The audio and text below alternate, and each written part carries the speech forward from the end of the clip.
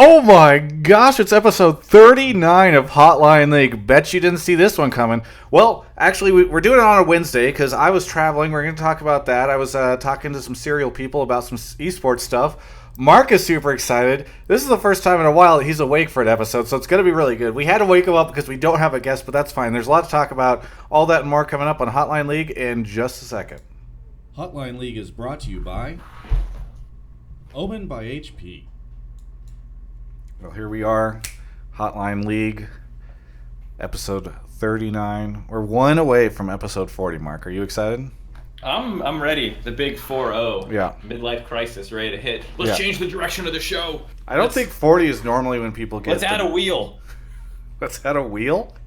Yeah, I don't know. Like a spinning wheel or what? Yeah, we added one to the LCS countdown. It's great. Okay. Let's steal the idea. Let's add a wheel here. Okay, yeah. Whenever something is feeling like it's at the end of its life cycle, you just add the wheel.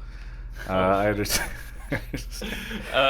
No, but you're about to say isn't 40 not the time? I feel like 40 is exactly when it starts. I feel like people have midlife crises at 30, which is like I'm 1 year away from it. People all think I'm in my 30s, but people who have midlife crisis at their 30s are just duds. Yeah, well, okay. I'll try to avoid it then.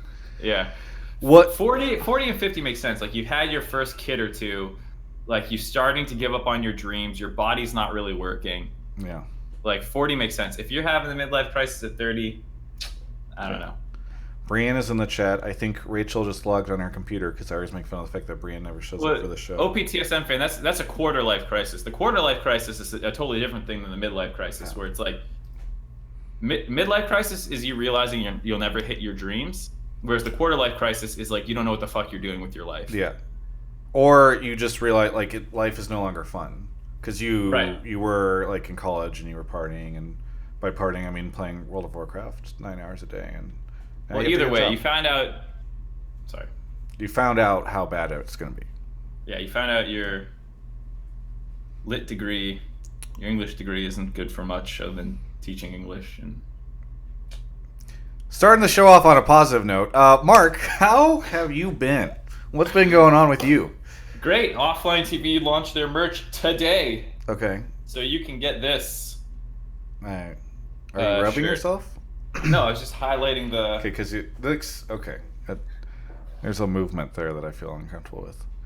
Well, that's great to hear. Congratulations. Is there a Mark shirt? No. Still no Mark-specific merch. Okay. When is that coming? Because I know you've been wanting that for a while. What do you mean? Travis, I only do merch in partnership with other people. Okay. So, like, you need to get your face on the underwear, too. Otherwise, it's never coming out. Okay. Well, let's... so you get that... Anything else happen interesting for you in the past week? Do you do anything? New Hearthstone expansion came out. Been watching a lot of that. Finished Octopath Traveler, but I think I had finished that by the time we did the last episode. Yeah. So, no, really not too much. I love how when I ask if there's anything interesting, you just go through your games. You're like, well, I beat Octopath Traveler and the new Hearthstone game hit, so that's about it. Games, movies, and maybe like a personal update about something, but usually not. Yeah. Usually not. Well, I went to Michigan. This is why we moved the show. Yeah, your Kellogg's trip. Did you get any free merch? Like, do they give you boxes of something that you can just take home? Well, I can't, like, the plane situation, it'd be hard if they give me, like, boxes of cereal and then I have to, like, figure out how to get that back. Why is that? Why is that awkward? That's because, it's like I'm going to check this bag of cereal now. That ultimately, like, probably costs $5. Why can't you carry the cereal on? I was just walking on with, like, the Fruit Loops they gave me. Yeah, why not? I don't know if they do Fruit Loops. I probably just fucked up. Rice Krispies. And that's why eSports never grew. They do. So, like, there was one moment in 2018. It could have gone in the opposite direction. It was eSports was just on a precipice, and then Travis fucked up with a brand, and now eSports is. It's kaput. No, I went to Kellogg's. They flew me out there, which was very nice of them. Picked me up in the very nice Holiday Inn nearby. There's not much else in Battle Creek, Michigan.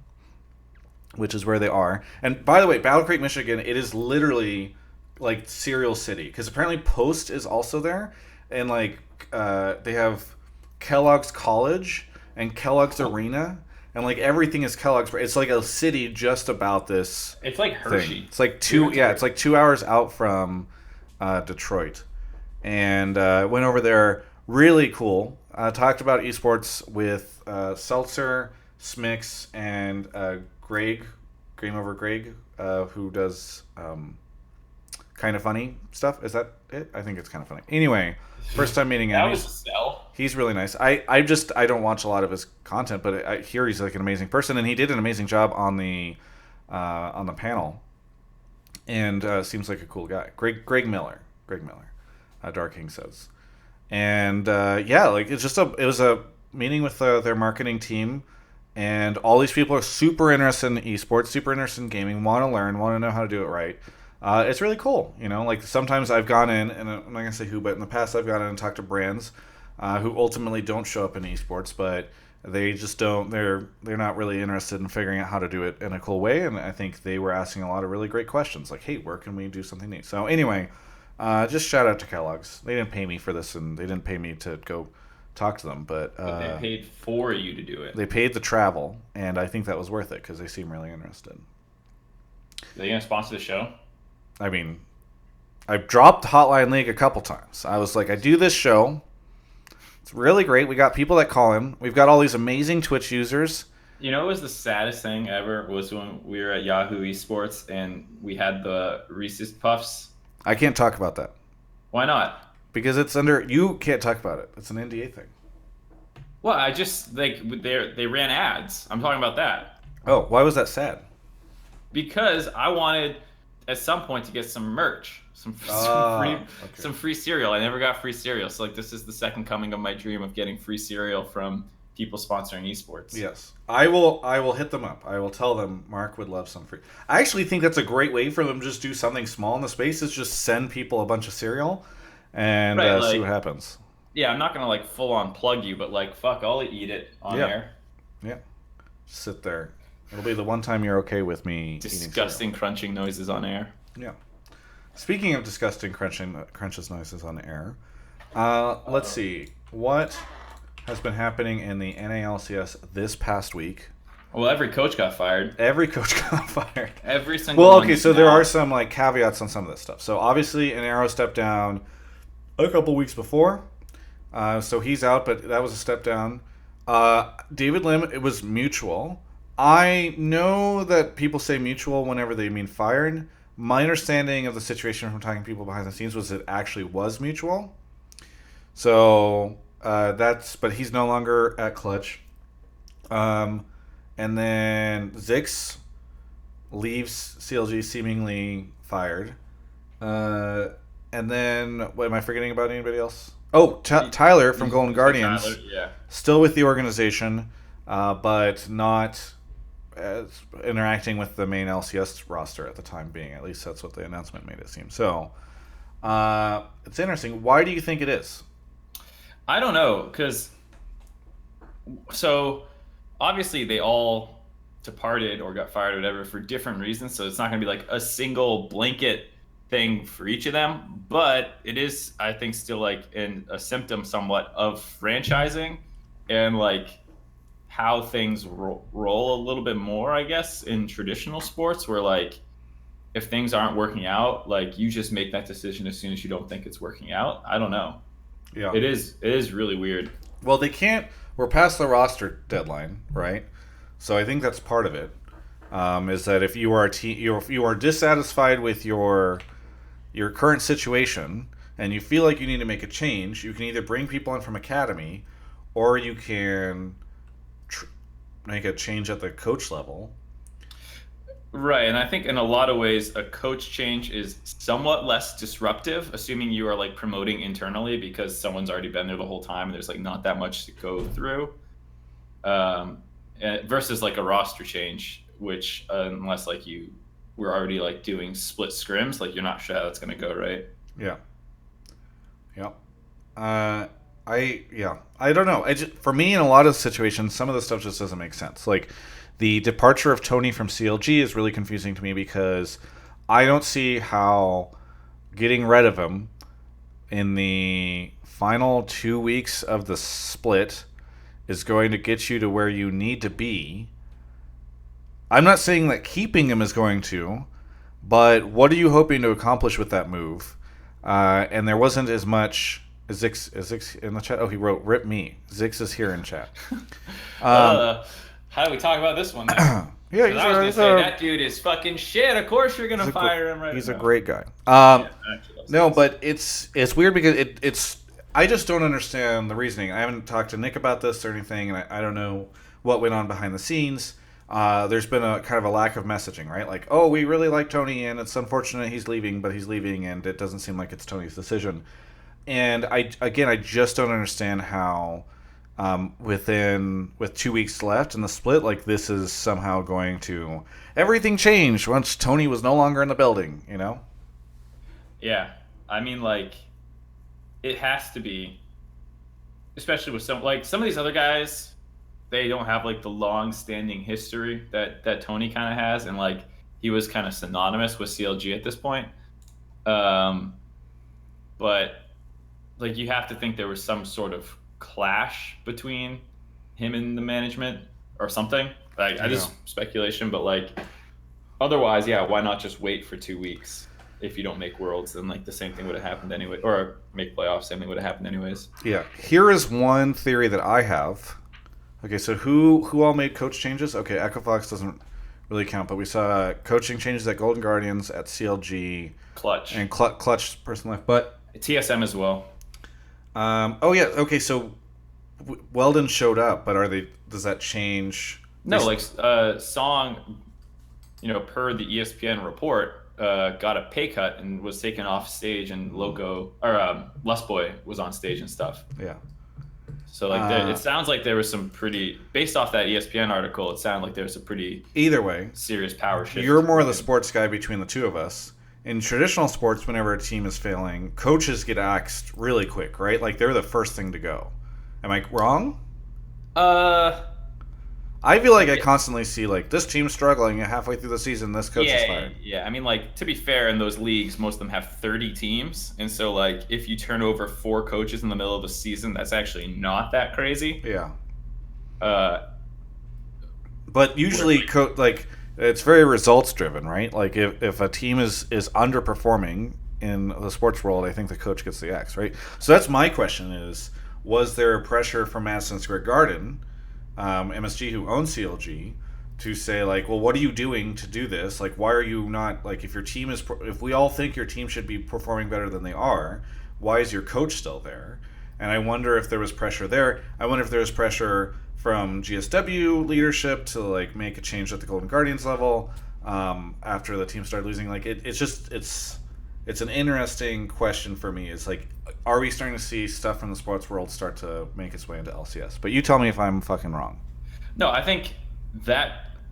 don't think it happens in sports at the level where like 40% of the coaching staffs are changing. 50% if you include like AnArrow's thing, right? Like literally 50% of the league in summer. Well, they're all under longer contracts in traditional sports, right? Sure, but I don't think, if anything, that'd be why you would axe it, because it's not like you're just going to wait them out. Oh, yeah, I see. Top results. What the? Alexa? Shut up. Sorry, my phone vibrated. I was trying to turn off the thing, and then it did that. Okay. I'm not sure. Well, and then you triggered her. All right. So, I don't know. Maybe we'll get a call from that. Yep. How did the results go this weekend? I'm trying to remember. This was actually a week. We normally do this on Mondays, and it's like we're fresh off of it. Now it's Wednesday. I'm getting a little feedback. Can you bump your thingy a little bit? Like lower my... The gate. Can you bump the gate up? Oh, yeah. Let me just turn my volume down. Keep talking. So I was just going to say that this weekend actually went pretty normal. I don't think we've had many weekends where, like, for the most part, the favorite teams win. Yeah. But Jat and I both went 9-1 this weekend, I think. Wow. In our predictions. So, like, for the most part, things shook out the way you would expect. Not like you would have expected it a couple weeks ago, but, like, Optic and FlyQuest doing decently well. And Yeah. C9's rising, and TSM's still losing to EchoFlux, by the way. TSM's just still losing in general. Yeah. Well, they beat Golden Guardians. We can't talk too much about TSM because then people yell at me. People are really upset, by the way, that I talk about TSM lately. I think it's interesting because showing I up think in everyone else's interviews, Travis. What's that? It's because it's showing up in everyone else's interviews. Hey, when a team plays TSM and then beats TSM, and they weren't expected to, I think it's interesting to talk about TSM. I also think, honestly, TSM is probably the most interesting narrative from this entire year. Like, the legacy after all these years is seemingly broken. I don't think they're going to make Worlds. And that's maybe one of the craziest things to happen in... do I think Double Lift will get in trouble for saying TSM bribed Riot Games? No. They'll probably just tell them not to do that. Sorry. I don't think that... I don't know. So I think it's the most interesting. Am I wrong? I mean, I don't think you're wrong because there's not much else to talk about. I think maybe in some other context, like if TSM was sucking, but like there was a Griffin in NA that we should be popping off about, maybe. But the top 3 teams are the top 3 teams from last split in the exact same order, minus like FlyQuest, who haven't, like I've said before, they're kind of like Clutch from last split, where it's like, yeah, they have a good record.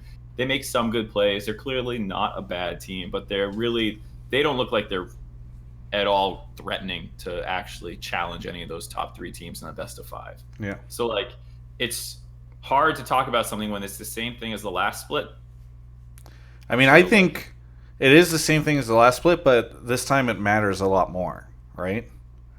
Well, it matters a lot more. And they had a better excuse last split. The last split, they could... Sorry, I didn't mean to cut you off. Last split, they could say, oh, we are brand new and we just changed out like a shit ton of our roster. I don't know what their excuse is now. No, I agree. I was going to say the same thing. Like, it's the exact same situation as last time. There's less story building to do around like the top teams. And for TSM, people were talking a fair amount about them last split when they were struggling, like you said, but there was a reason for it. And now it's like not just, oh, they might struggle to make playoffs. Yeah. That'd be fucking crazy to like, we won't see them at Worlds if they don't make playoffs. Yeah. So I'm there with you. I think it's time to get into calls. You want to explain how this works? Yeah. Do you want to talk about the topics first? So that way people can start. Oh, yeah. Okay, so here's what I will say, because this is coming up a little bit in Twitch chat. So obviously there was an article that came out this week about alleged sexism at Riot Games. Spent the last 24 hours thinking a lot about how to address this, and I know a lot of people will disagree with this stance, but I've struggled, and especially looking at Hotline League, what I don't want to see is a conversation with a bunch of dudes about sexist charges against a company that we all are working with. It's just like a weird situation. It's a weird way to try to address it. It's a weird group of people. So I think, look, if somebody... Jade49 in Twitch chat says, Travis gonna pussy out again. First off, gendered language, all right? Ironic that you'd use that term when we're talking about this topic. I don't think... Look, here's the deal. I don't think Hotline League is the place to do this, to have this conversation. Because people are going to call in. We don't have a producer to sort of figure out, make sure that the conversations are going to be civil and reasonable and, not childish and shitty. And I don't want to make the problem and the discussion and all this stuff worse by giving a platform to all the insanity and by having a discussion without any sense of diversity involved, right? We've had women on the show before. We don't have them on the show today. Maybe we should have tried to. Either way, we just don't have it. So one thing I will say is that if I don't want to shut off all conversation about the topic, if there is like a female caller who wants to come on, share her opinion about this stuff, I think that would be totally acceptable. That's where I'm kind of at. I'll get flamed for this. I get it, but like it's a sensitive subject. It's controversial. And that's how I've chosen to address it on this show. Yeah. Mark, you don't need to say anything if you don't want to. No, but I think like to your point, like this is mostly an esports talk show, right? We almost only talk about NALCS too. It's not even like the league scene as a whole, but I do think this is like relevant enough that if there is a compelling topic in there, like I'll try and pull it, and I'll try and talk with the person beforehand a little bit longer than when I'm usually just checking to make sure their audio is fine, because it doesn't really matter if someone comes on and flames TSM. It's not really the same situation here. So it's not like we're, correct me if I'm wrong here, Trav, it's not like we're completely not going to have the conversation, but like we're going to be a lot more prudent than we usually are when talking about something. Yeah. And also just some people in chat mentioning it, like bring women on the show more, like 100% down to. I mean, we had Frosk on here a couple times. If she is watching in chat and we don't know, like 100% down to have her on as well. But other than Frosk and maybe Kelsey, but she's busy most often in Europe, like being an analyst for a team. I don't know how much NA she's watching. There's not that many people to chime in. So yeah. There's a couple of people taking issue in chat with my conversation about having a woman call in to talk about it. I think it would be really weird. I don't know how else to say this. I just think it'd be really weird to just have 3 dudes talking about a sexism issue. I don't know how else to say it. Like, I think that's really weird. I also think it's really disappointing that, you know, the current setup and climate for this stuff doesn't really allow for open discussion. I think that's like a shitty situation that there's not a way for people to openly discuss it, but like it's just complicated.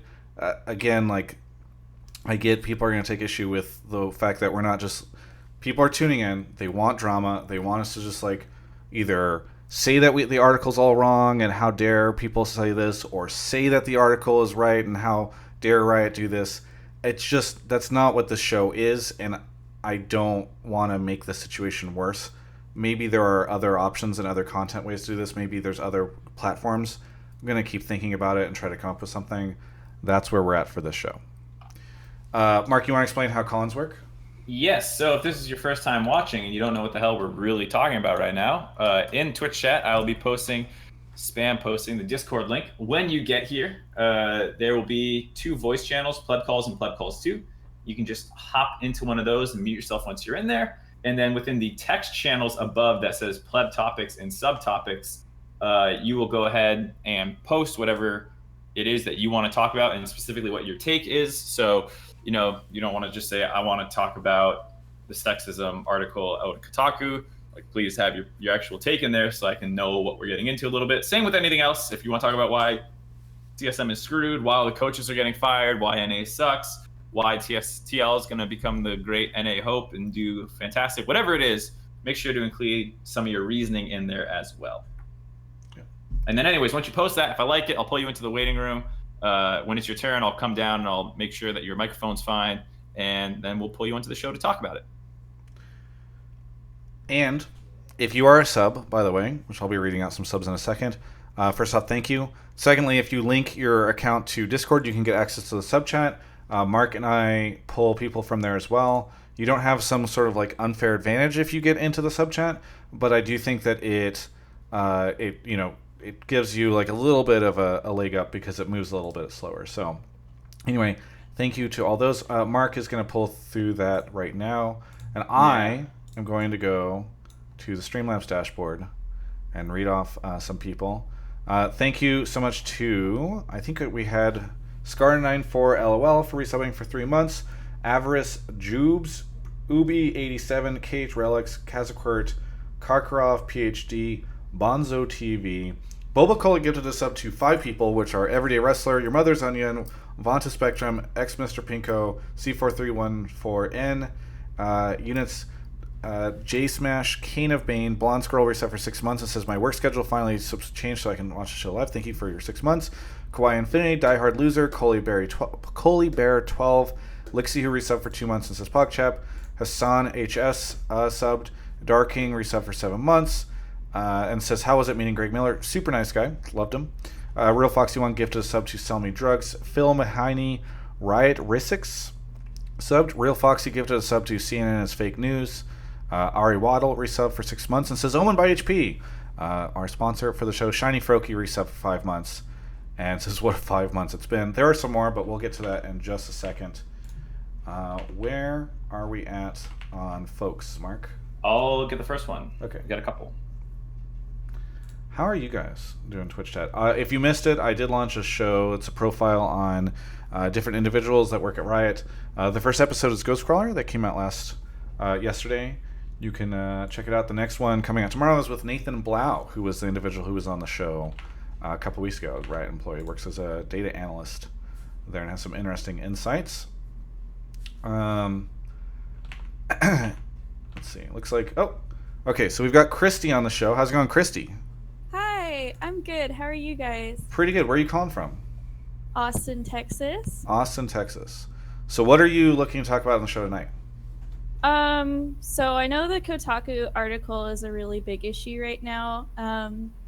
So this one is kind of personal for me because I'm also looking to break into the esports industry, but I'm kind of wondering if such issues are allowed to persist within company giants like Riot. How can more women actually be included in roles within esports organizations and games like Riot? So it's an interesting situation. Again, like a little... I wish we had a woman on the panel right now to talk about this. Me too. Your question is, how can women be more involved in this stuff, right? Yeah. Yeah. Exactly. So I think there are in the past 24 hours, there are two organizations, because I've been kind of doing some research on organizations out there that are about promoting this stuff. I think for me, two that stand out are AnyKey. So this is a partnership between Intel and ESL that I remember got announced a couple of years ago, I think. And it's all about fair and inclusive gaming. They have a lot of different projects and they partner with different women, individuals in the space. So that's really cool. And they're at anykey.org. And there's also, if you go to wearevideogames.org, there's an association initiative called We Are, which is a partnership between ESA and Red Bull, all about sort of telling connecting women. Their mission says it's designed to connect women with diverse backgrounds in the video game industry to educate on the impact of women in the community and the legacy they have achieved, and to inspire new voices and talent to contribute passionately to video games. So I think those are great initiatives that are happening that are hopefully pushing us in that direction. I also think, by the way, I think it's called Be Valiant, because your question was specifically about esports organizations, right? Mostly, yeah, but also just in general, like gaming companies. Yeah. Well, on the esports organization side, props to the folks over at Immortals, because their Overwatch League side did an event called Be Valiant, which is I guess it's their initiative, Be Valiant, and they did several different things, including a block party. Maybe the block party got postponed, but they did a Girls in Gaming Summit presented by Microsoft. So I think the good news is that there are some initiatives out there that are trying to push this stuff.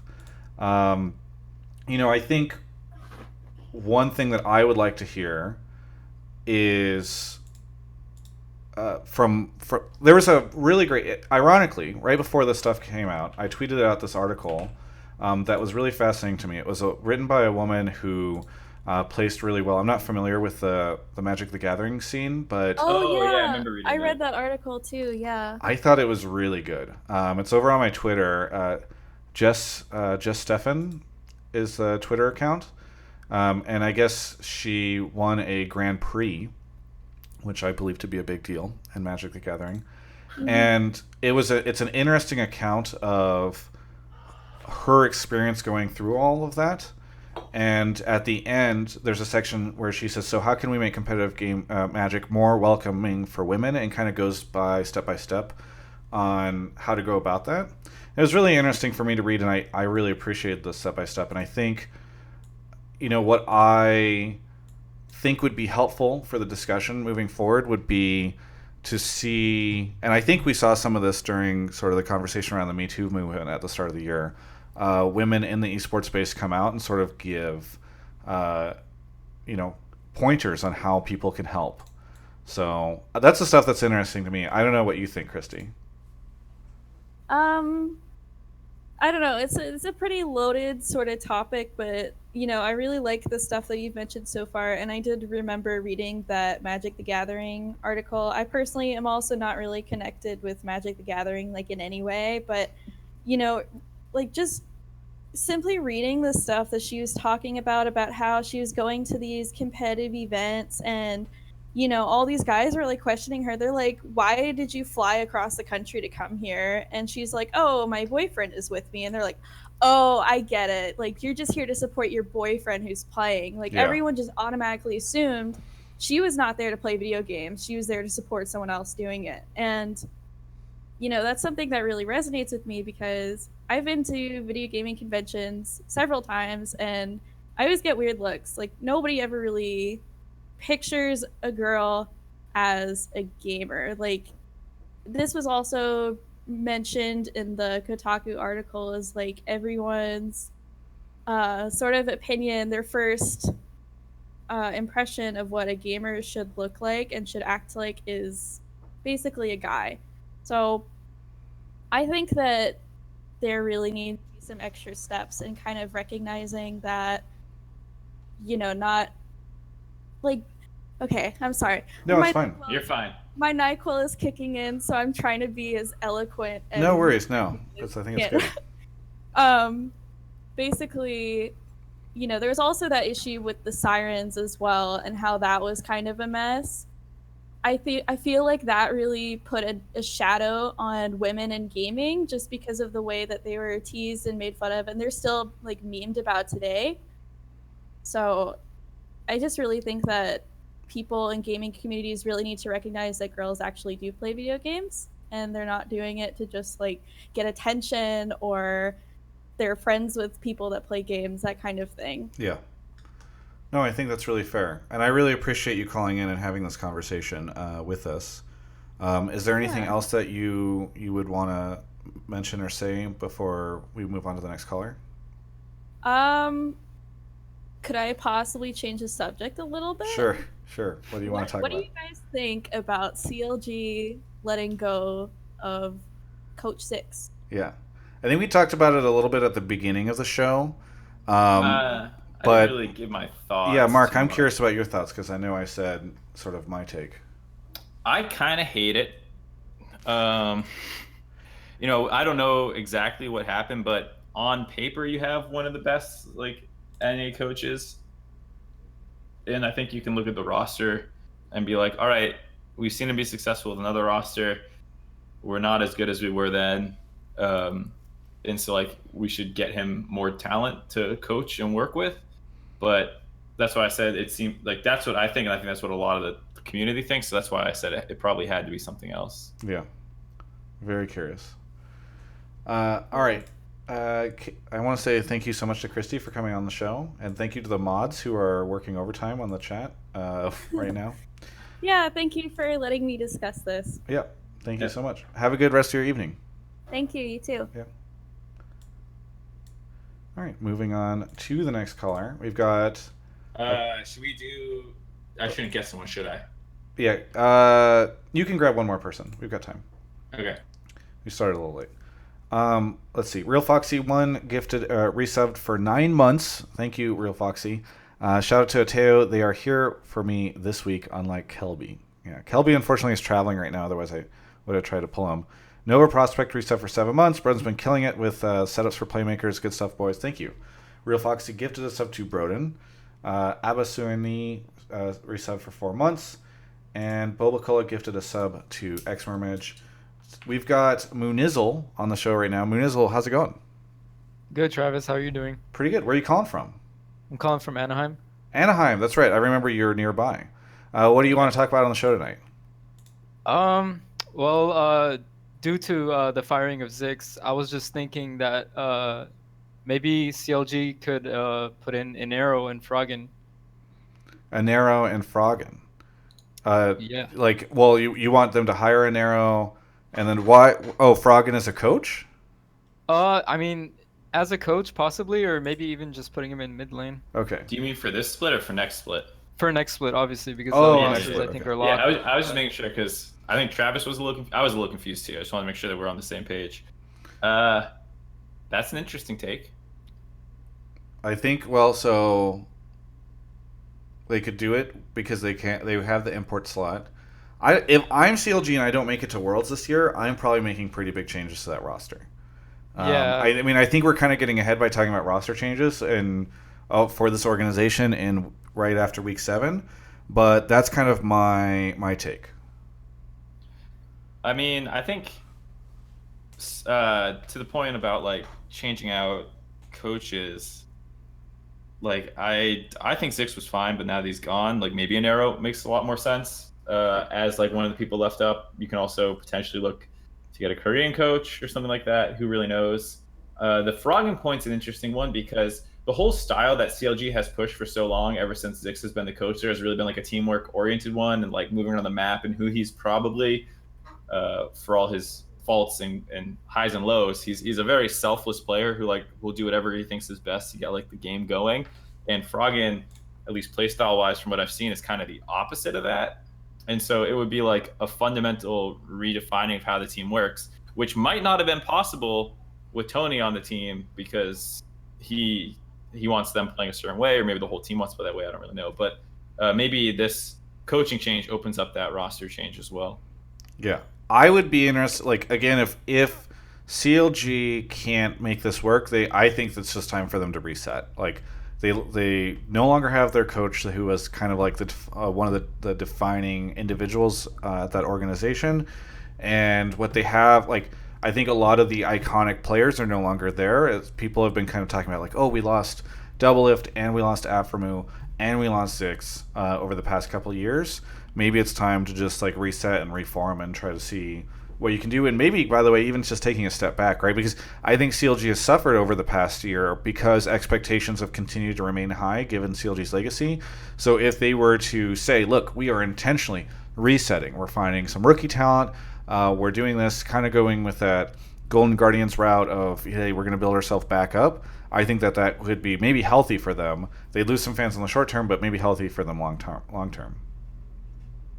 Yeah, I feel like that's something that they might have to look at, but I feel like this change would also help Rainover as well, because right now Rainover is like, I don't know, in a tough spot, kind of like basically the focus is like towards bot lane right now because they're like honestly like hard carrying in my opinion. But besides the fact, like I think Froggen would bring in a controlled style for them, and that would help them. And then if Rainover could perhaps funnel in and help support Froggen, then bot lane could do their thing, and then they could help snowball from there. Yeah, I think it could be And people interesting. I don't know if Frog, like, if you in a world where you're resetting the roster, I don't know if in a world where you have the opportunity to reset the roster, I don't know if you bring Froggen in and say like, okay, he's what we're going to build around. I mean, I can understand that for sure, but you could look at it as them building around Stixxay, Biofrost, Rainover. Yeah. Yeah, I think I like that idea a little bit more, given that they're a little bit more of a proven. Now, of course, they're not proven without Tony there or whatever, but Biofrost seems like a bit of a stud, and Stixxay can be a little like streaky, but for the most part seems pretty good. And if the rest of the team is doing well, he'll be doing well. So my only concern, like I said, is Froggen's a completely different play style from what we've ever seen out of CLG. But if they're blowing it up and starting over, maybe it works. But at that point, we're talking about turning over 60% of the roster, and it's hard to know what else you're filling it in around. Hey, since we're talking about Tony, Moonisall, if you can tag along for a little bit here, I mean, it'd be interesting to know your take on the subject. What happens if CLG wins the next like several games? I'm curious, like Mark or Moonisall, what do you guys think? My gut reaction is like honeymoon phase. Okay. No, I doubt Tony was part of the problem. Or like, I mean, I give Tony a lot of the benefit of the doubt, obviously, because I think he's really good. And probably because I'm a little biased because I'm a bit of his friend too. But I think anytime that there's changes, there's often like this like extra bit of hope, and like things are different and everything feels different. And so people kind of... Yeah, anytime you make a change, it's like a reset moment. Yeah, so even if someone wasn't a problem, even just any change can help temporarily. And so even if they go on a little bit of a streak here, Barring a significant playoff run, I don't know if I would read too far into it. And even then, like Plop, their guy who's going to be stepping in, is someone who's worked with Tony for a long time. I know Plop pretty well. Or not pretty well, I shouldn't say that.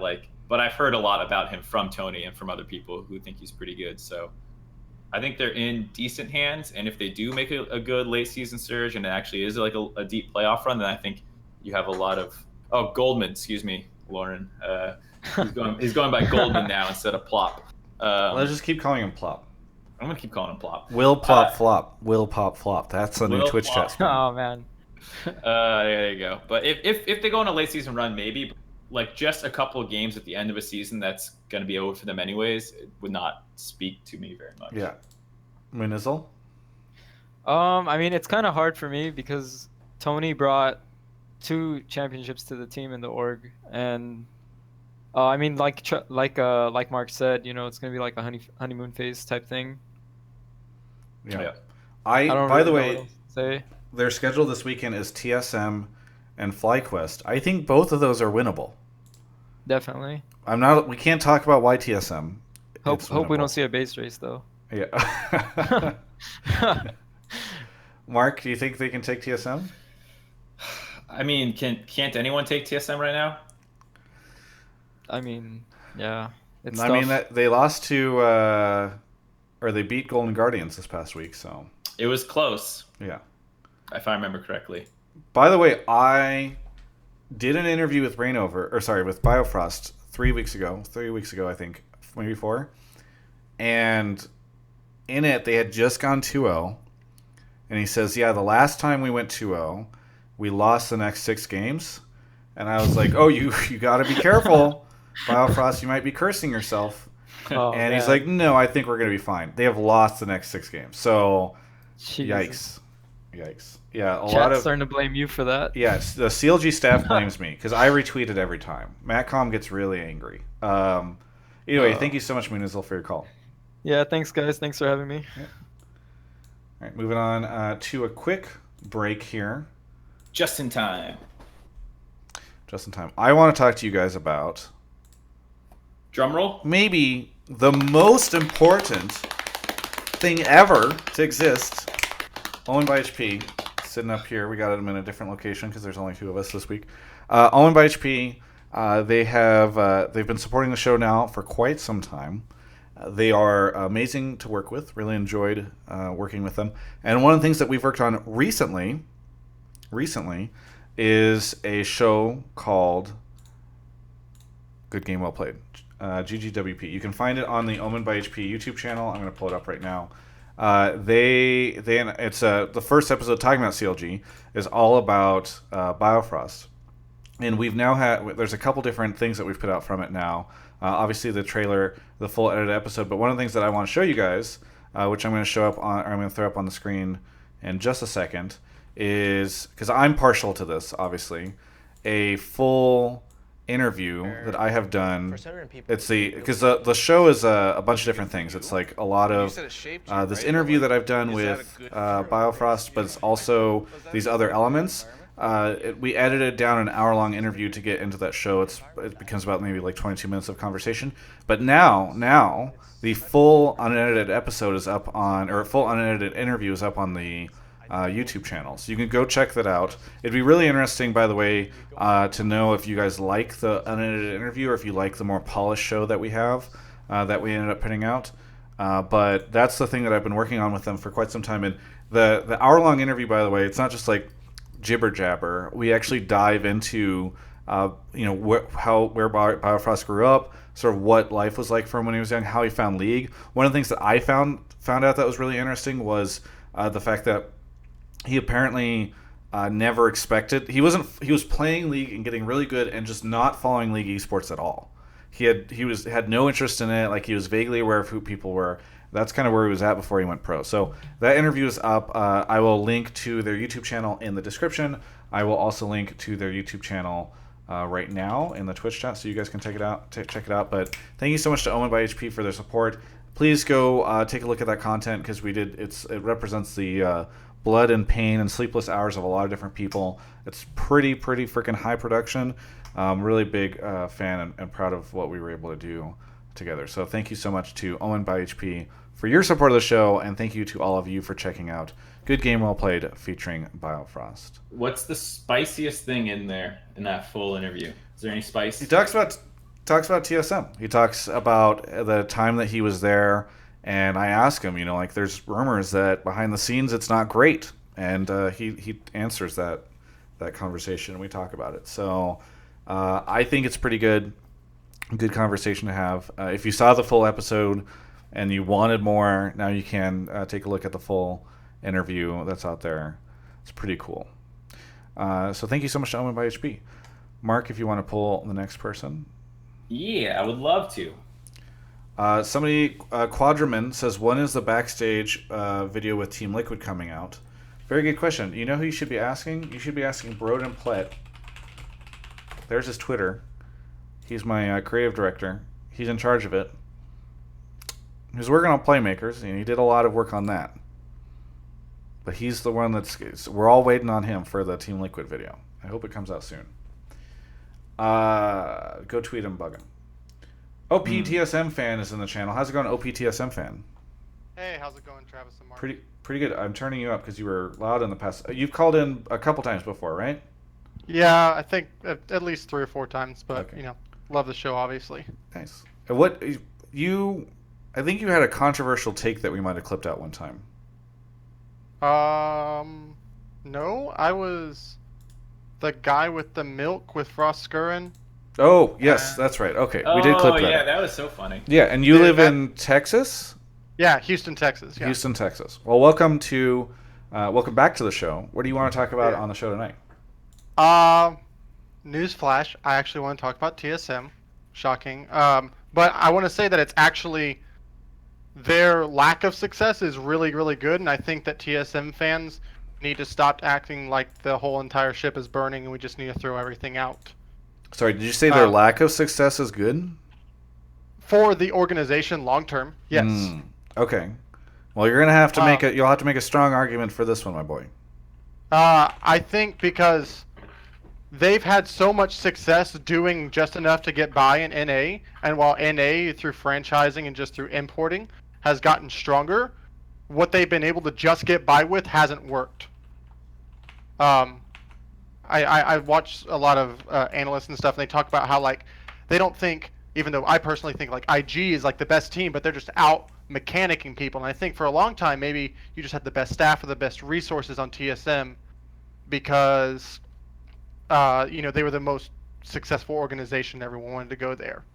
But I think if you look at, I put in my take to Mark is that if you look at KT last year, at this time everyone thought they were going to blow up. It was a whole full year with them putting together this so-called super team with Pawn and Deft and Mata that were this duo that came over from a different region and stuff like that. And then a year later, now they look like one of the best teams in Korea and in the world. But obviously, that's not what I'm trying to say that TSM can be. But they can get better if they stick with this team going forward and take a hard look about some of the things that have made them not achieve their goals this year. And I think that actually having an off-season to finally do that would be better. Mark, you're escaping your box. And while Sorry, I'm thinking about this here. I'm reading things and listening very closely. Okay. Well, if you were listening closely, then what's your response? It's a bit of a tough sell. I'm meeting them halfway. I think that a split like this can be good for you in the kind of way where organizationally you get to reevaluate a lot of things that were working in the past versus now, hopefully, and what went right, what went wrong, and maybe that can help you in the long term. With the specifics of this roster, though, I'm not 100% sold because, KT had a period of time where they were although their first year together, they definitely struggled and were not as good as they should be, and they made a couple small changes on people like UCal instead of Pawn or whatever. I still think they were contending for #1 at different points in that season. There was the SKT versus KT super hype matchup where they were both only 1 loss or something. But then I think like they had their struggles, their ups and downs, but I still think they had periods where you like could see the potential. Whereas like with this TSM roster, you haven't really seen the potential too much. There was like kind of the late season push or late split push, last split, where they went on a small run before losing in quarters. So I'm a little hesitant about that, though. I would also believe that like with 1 or 2 roster tweaks, this could be a great lineup. Yeah, and You want roster tweaks though, Mark. Yeah, I wouldn't say give like these 5 guys another shot. Like I don't think that'll. And you saw that with KT though, because then come next or this past spring, Pawn's out and they bring in UCal. Now you're not going to find some 17-year-old prodigy, or in my case, thinking of a jungle prodigy, because I kind of feel like it's interesting to note that people like Febivin, who's come over from EU, and now Sven and Mitty, who've come over from EU, like they look like very, very passive in their laning phases, and like both of their teams, like Clutch and TSM, who obviously I'm both fans of, like play very passive and loss reduction styles, but that we've used to see them on H2K, on G2, on Fnatic when Febivin was there. If they had a pressure point on the map that they could use as a catalyst, someone who can like spearhead them in the early game, that they can really perform. So I think that that's the place where you need to address it if you want to make a roster tweak. Although I think it's interesting how we haven't seen Mike Young, not saying he's like the solution or anything like that, or a prodigy, but that would be one of the roster tweaks that I think you can look at. I've been all over the TSM subreddit, and it's just it's an absolute dumpster fire. Everyone's going from, oh my god, just throw everybody out. Reggie needs to step in. Oh, yeah, I mean, have you been to the CLG subreddit? Have you been to the Cloud9 subreddit a couple of weeks ago? It is really crazy when you go into these subreddits whenever a team is tanking hard. Yeah, and it's just, I think maybe I have a lot of friends who think that, oh well, TSM we'll clutch it out and everything, it'll be great. I'm just like, I don't have that kind of blind faith that y'all do, and in some ways I kind of think it'd be better for TSM as an organization going forward to have, I'm not saying humility, because I don't think all these guys are like arrogant, but maybe for the fans it might be better to just be humbled and like actually watch from the sideline for once at Worlds. Yeah, I see the argument. I think you're going to have a hard time convincing any TSM fan that them not going to Worlds is ultimately a good thing. Some people are just optimists, Travis. All right, don't rain on his parade. Well, here's something somebody said to me recently that I really liked. Not about TSM, but about a different organization. They said, when everything is going well for you and when you only have success, it is really hard to identify where the problems are. And I think there's an interesting argument to be made that TSM has likely, who knows what they are, flaws within the organization and the way they run their team or the way they pick players, whatever. Maybe it just comes down to the roster didn't work out. But that when you are finally confronted with it, that's when you can start to identify those problems. The problem is that it's also hard to identify when everything has worked out for you so long and it suddenly isn't. It's again hard to find where the problems are. Whereas at least if something builds over time, you get to like kind of figure it out. So I'm curious to see how TSM takes and reflects and thinks about all this stuff. Should be fascinating. I agree with that. I think it's funny because Bjergsen has always said in like these TSM Legends episodes, it's like, you learn more from a loss than you do from winning because you get to take. And it's like, well, you've done a lot of that this split, so hopefully going forward, y'all can try to learn more and stuff. So I appreciate the time. I know y'all got to get to other calls, but thanks so much. By the way, the last thing I will say is, if they don't, and I don't want us to get sidetracked, but I think there are some contracts that are coming up at the end of this year. I think I'm trying to get to his page right now, but I think the king himself, Soren, his contract might be up at the end of this year. So, does he stick around? I don't know. I'm on a 90% sure that he will stick around, regardless of if the rest of the people around him are there. But I just don't. Not because I think like, oh, who do you replace him with or whatever, but because obviously he's a fantastic player. I'm not one of those people that's like, oh, Bjergsen was the problem. Yeah. But I don't see him going anywhere. I think he's too tied to the TSM brand and that Reggie wants to keep him there. So Yeah. he'll probably just do anything to keep him there. It'll be interesting for sure. Thank you so much for the call. And Yeah, for really sure. appreciate hearing from you. Yep. Y'all take care. Thanks, and thanks for your support, by the way. Always. Peace. Moving on to the next call. We've got, where are we? A couple different people. I think it said Nova Prospekt resub says Broden's been killing it with these setups for playmakers. I do remember saying that. And then the gift, and X-Men Rage. Sell him resub for 8 months. And says TSM Zikz nut. Red King Hook Brandonian 6 months says, hey, it's lit. Dr. McGoodbody. Toasty Poo. Wrath of Khan gifted a sub to Christie. Thanks again, Wrath of Khan, for this, and Christie for coming on the show. Living Target resubbed. Watch Me Mardu. Gladius Lips. And Dude Casey. We got the Nova Prospekt. Oh, I just read out the Nova Prospekt who resubbed for 7 months. Thanks for being, and here you are. How's it going? It's going good. Is this your first time on the show, or have you had you on before? This is my first time on the show. Well, thank you. For 7 months you've been supporting me. This is the first time you've come on. So hopefully Mark hasn't been brushing over you during that entire time. Nah, it's all good. Okay. Where are you calling from? Sunny and too hot Los Angeles, my friend. Okay. Hey, Well, it's not sunny. I've got a window in front of me, so I think you're lying. It's still hot. Okay. Yeah, it probably is. What do you want to talk about on the show? Okay, so I was on the Clutch Gaming subreddit earlier, and I didn't know they had a subreddit. they do have a subreddit. This is you're the most interesting caller we've had so far because you've now shown me that Clutch Gaming has a subreddit.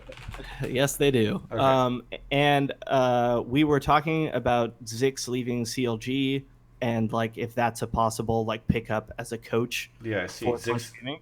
D. Duka has submitted this. Is that you?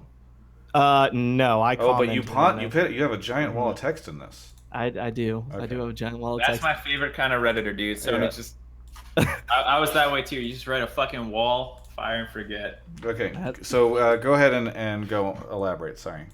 Okay, so D-Lim is gone, and if what you're saying behind the scenes, it sounds like it was actually mutual. He left on his own accord. A lot of people have been talking about this possible like Zikz pickup or the idea of it, you know? Yeah. And my argument was, although that people like Zikz and D-Lim are two really good, excellent coaches, they're kind of like old guard. They understand the investments that the players need for them to improve. You know, they take things that are good player talent basically and then apply it to the team strategy. However, I kind of feel that Clutch Gaming has consistency and cohesiveness already, and I just think that picking up somebody like Zikz would be kind of an underwhelming pickup, and I think that they should go for somebody more like a Korean coach, like a European coach, somebody that commands respect and is able to innovate things like. You don't think Zikz commands respect?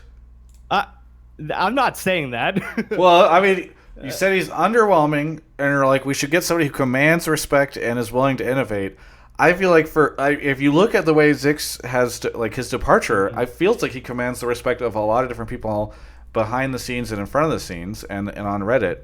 And I feel like, I mean, Mark, correct me if I'm wrong, but CLG, I mean, they're not as insane as AnArrow's Echo Fox, but they've been pretty innovative in the past, right?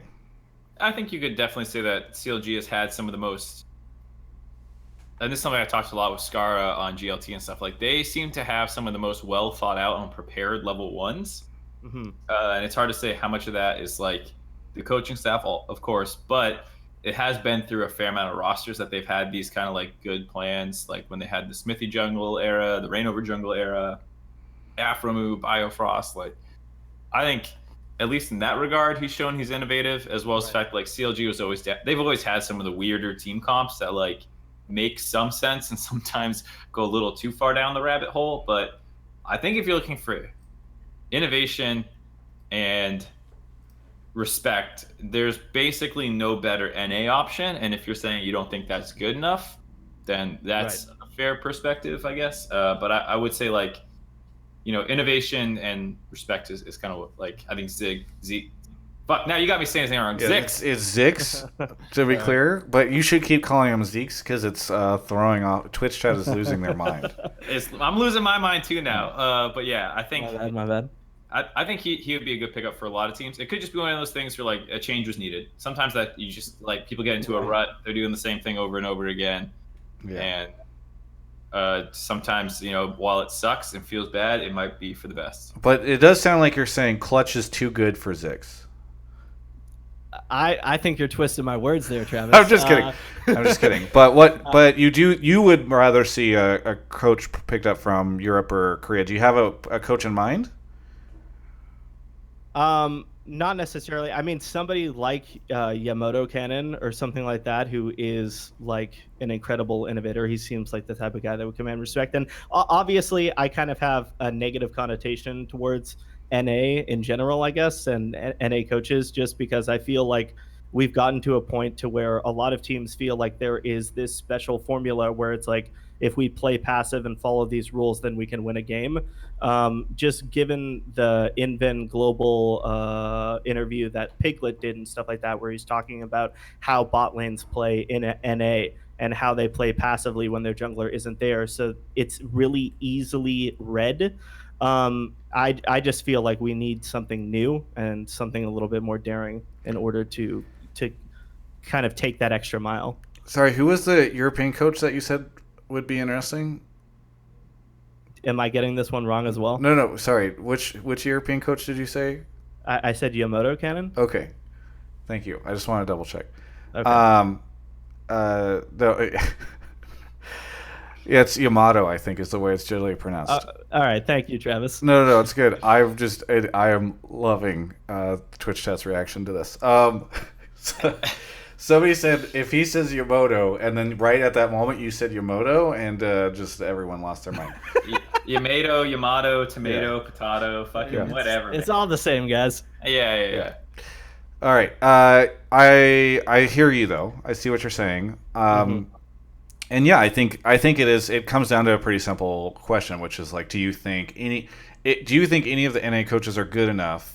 The native NA coaches. What if Clutch could pick up Prawley? Would that be interesting to you? Yeah. I mean, he has experience on other stages, and I think that's something that can't be looked over. So yeah, I'd say that would be an interesting pick. Yeah.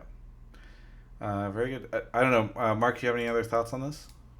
No, I mean the crux of the argument is NA coaches aren't good enough. So even though Zikz might be attractive, don't go for him. And like, I'm not sure I agree with that, but like, it's not one of those things where I can offer something up to be like, you're wrong or you're right.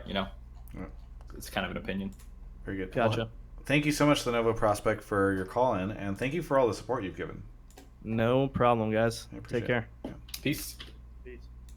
Man, I've said peace like 6 times. Got to get some new. I mean, it's nice of you to. Peace is a great thing to wish to people. Death. Living Target resub for 3 months. We said that. Kermit Sudoku resub for 3 months. Thank you for the content, my guy. No problem.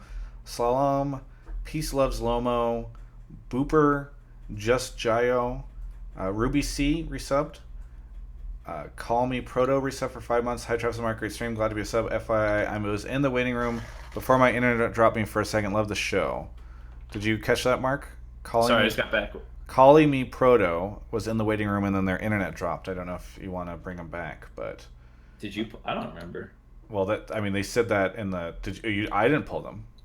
You don't think they you might pulled be them? lying. We'll see. Okay. We'll see if I remember his topic when Okay. I'll put him in there for now. He's on my suspect list. Mike Spam is on the show. Mike Spam, I feel like you always have controversial takes. Yes, I do. Okay. Just because if I thought they were uninteresting, I wouldn't be bringing them. All right. Well, fair enough. What do you got for us tonight? Remind me where you're from. Just outside of Seattle, basically. Just outside of Seattle. Travis. What? Same place I've always been. What do you want to talk about on the show? So there's been 2 NALCS fan controversies that have happened this week. One was with the people screaming during the matches, and the other was with Pobelter's tweet about players getting their nipples twisted. Yeah. If you remember that one. Yeah, I wish we could maybe players being grabbed inappropriately. I don't know if we need to explicitly describe the action every time. But Travis, if someone does not know what he's talking about, I think the clarity could be useful. all right, well, it's a hard topic. Actually, it's like super shitty and weird that somebody would do that. But obviously, people are gonna. It's such like a random thing to do. People. Yeah, I just think like if you say touched inappropriately, it's like more. It There's could. a connotation there. Yeah. Right. Yeah. I don't know. All right. It's a I TV would have show, said like- assaulted, but that seemed just as Yeah, that's So- extreme. realizing for the Sorry. start So of we it. interrupted you though. What did Well, you? real quick before you go down, whatever the topic actually is, like I just want to chime in on the assaulted thing. Like I saw some people tweeting like they got assaulted and this and that, and like this is, harassment or blah. And like, I get it, like the desire to call it, but can we not turn everything up to 11? Like, it's a bunch of jackass kids who are dumb fucks who should get kicked out or something, or banned. I don't care, but like, it's chill out on calling it assault. That's my only thing. Mike's I fan, think what assault is over the top. what is your take? What I was gonna say is, I think the reactions from both rioters and from the community, or lack of for one, and really intense focus on the other, stems from the same root cause, which is people really don't know what they want out of a live crowd in esports right now. That's an interesting thought. Can you elaborate? Yes. So, I believe it was the last time I was on, I was talking about, like, venue size and crowd noise, and how I didn't really understand people, like, really caring about crowd intensity for matches. And I think that ties into, which is that there's this idea people have of they want to watch esports, and they want to feel like other people are watching it with them, right? But they don't want to have to deal with the consequences of being around other people. So you get these really weird results where people really care about hearing people like cheering during hype moments, but they don't want the crowd to be doing dumb crowd things. I mean, happen in it sounds live like people. sporting event. Sorry, I was just gonna say it sounds like people do know what they want, right? Which is like cheer when appropriate. Don't scream whenever randomly whenever there's not like a non-hype moment. Most people wouldn't say that a word kill is and don't grab onto the physical bodies of the people that are walking by you. I was gonna get to that third thing, which is, but then you have fans who run up, and part of the broadcast is seeing the players going and interacting with the fans, right? Yeah. That's like a key moment of the broadcast. And to me, everything is really like, that's disjointed. And then you get rioters. Why is that disjointed? Sorry, I'm operating on low sleep, so there's a good chance I'm not making a very No, clear it's fine. I argument. just don't understand why players interacting with the fans feels disjointed. Just how it's featured on the broadcast. And like, you give all this attention to the fan interaction and you say, great, we want fans to be part of the experience because fans have done wacky things when they go to get handshakes before, and then fans do wacky things during the game, and that's suddenly different. And I don't think it's different. You get fans doing wacky things during fan meets, and people don't want to call that out. So, I don't think I agree completely with what you're saying because, like, in traditional sports, I went to a lot of football and basketball games growing up, like Celtics and Patriots and stuff like that, Bruins. Like, there's almost like a accepted level of rowdiness that people want. Like, people, like, in hype moments, people should be, like, screaming their head off and stuff, but also, you don't want, like, I think the way Riv put it really good is, like, you're there to watch the show and support the show. You're not there to become the show. And, like, that's true in traditional sports, too. Like, even when there's the wave going on, that's, like, being a part and, like, making, like, being hype and shit. But, like, you're not doing, like, you're not rushing the field. You're not, like, screaming over top of, like, other people sitting around you and being obnoxious and making their fan experience uncomfortable. Like, that's stuff that also is looked down upon in traditional sports. Similarly, like, when pro players leave the field after a game, they go through this entrance where a lot of times fans are like hovering, and they can like high five them and stuff as they go into the like locker room area. And like once again, there for the most part, people are cool. But every once in a while, someone does some stupid shit, like throw shoes at him or like a player for them to sign, or like when they get the high five, they actually like grab on their hand and make it awkward. Like, to me, this is just kind of typical douchebag fan stuff that happens in every sporting event. Yeah, Azur, also known as Lauren in the chat, says respect other fans, respect the players, respect the casters. Easy. And for me, that's what a lot of this comes down to. It's like my only expectation from the fans are that they're going to be respectful. And by the way, 99.9% of the time they are. It's just sort of like you get these random people who don't really understand basic social dynamics, and they do that. I think there's another person, Zenzer. Sorry, I don't know if I'm pronouncing your name right. It says, but what if the show is boring? Should I just sit back and be bored? Or sit back in silence and wait for it to be good? Yeah. Yeah, because you're not there to like be the show. You're not like, well, guys, I have judged this to be a boring game, and now I will change the dynamic for everyone by screaming whenever the ward gets killed. Welcome to the new show, everyone. It's me versus the wards. You know, it's just like baseball gets boring sometimes. People don't suddenly be like, oh, I better get up and get a bunch of attention going because I gotta save the show. Yeah, I'm with you there. It's like, if you don't like it, you're free to leave. If you want to wait to see if it gets good, you're free to stick around. Like, you can talk like even normal level in the LCS to your friends. You can pull your phone out. Like, all this stuff is acceptable. It's not like a goddamn movie where like you're not allowed to do anything. But like, just don't be obnoxious. And I think everyone who is ever obnoxious is usually aware when they're being obnoxious. They just, for some reason, think it's funnier than it is. Like, that's mostly what it comes down to, is like the people who are cheering for the wards think they're being funny, and it's just not. Do you remember the controversy over the 2016 Worlds was NA, right? Yeah. Yeah. I think it was during the quarter stage, like, there was a USA chant happening, and people were extremely livid about that. I think that's part of the same conversation where I don't see a big difference between ward cheers and stuff like that. I think that's part of the same fan experience. And I think people only want crowd noise for hype moments, which for me is sort of like ignoring the actual human aspect of the crowd, if that makes sense. Like I said, I don't agree, because this stuff works 95% of the time, 99% of the time, and it's only like when someone makes an active decision to make shit about themselves that it becomes a problem. Hey, Mark, there's some good counterpoints in the Twitch chat right now. Ninja Brian says that's where you're kind of wrong. In baseball stadiums, it's not uncommon for all the people to do the wave. Or Jolly Bunny IDGAF says, but they have chants at baseball games. And that's true. Like, I have seen that before where I've gone to a baseball game. And normally for me, though, it's something that the stadium starts. Like, not the wave necessarily, although I would argue that the wave is pretty of a passive thing. Defense!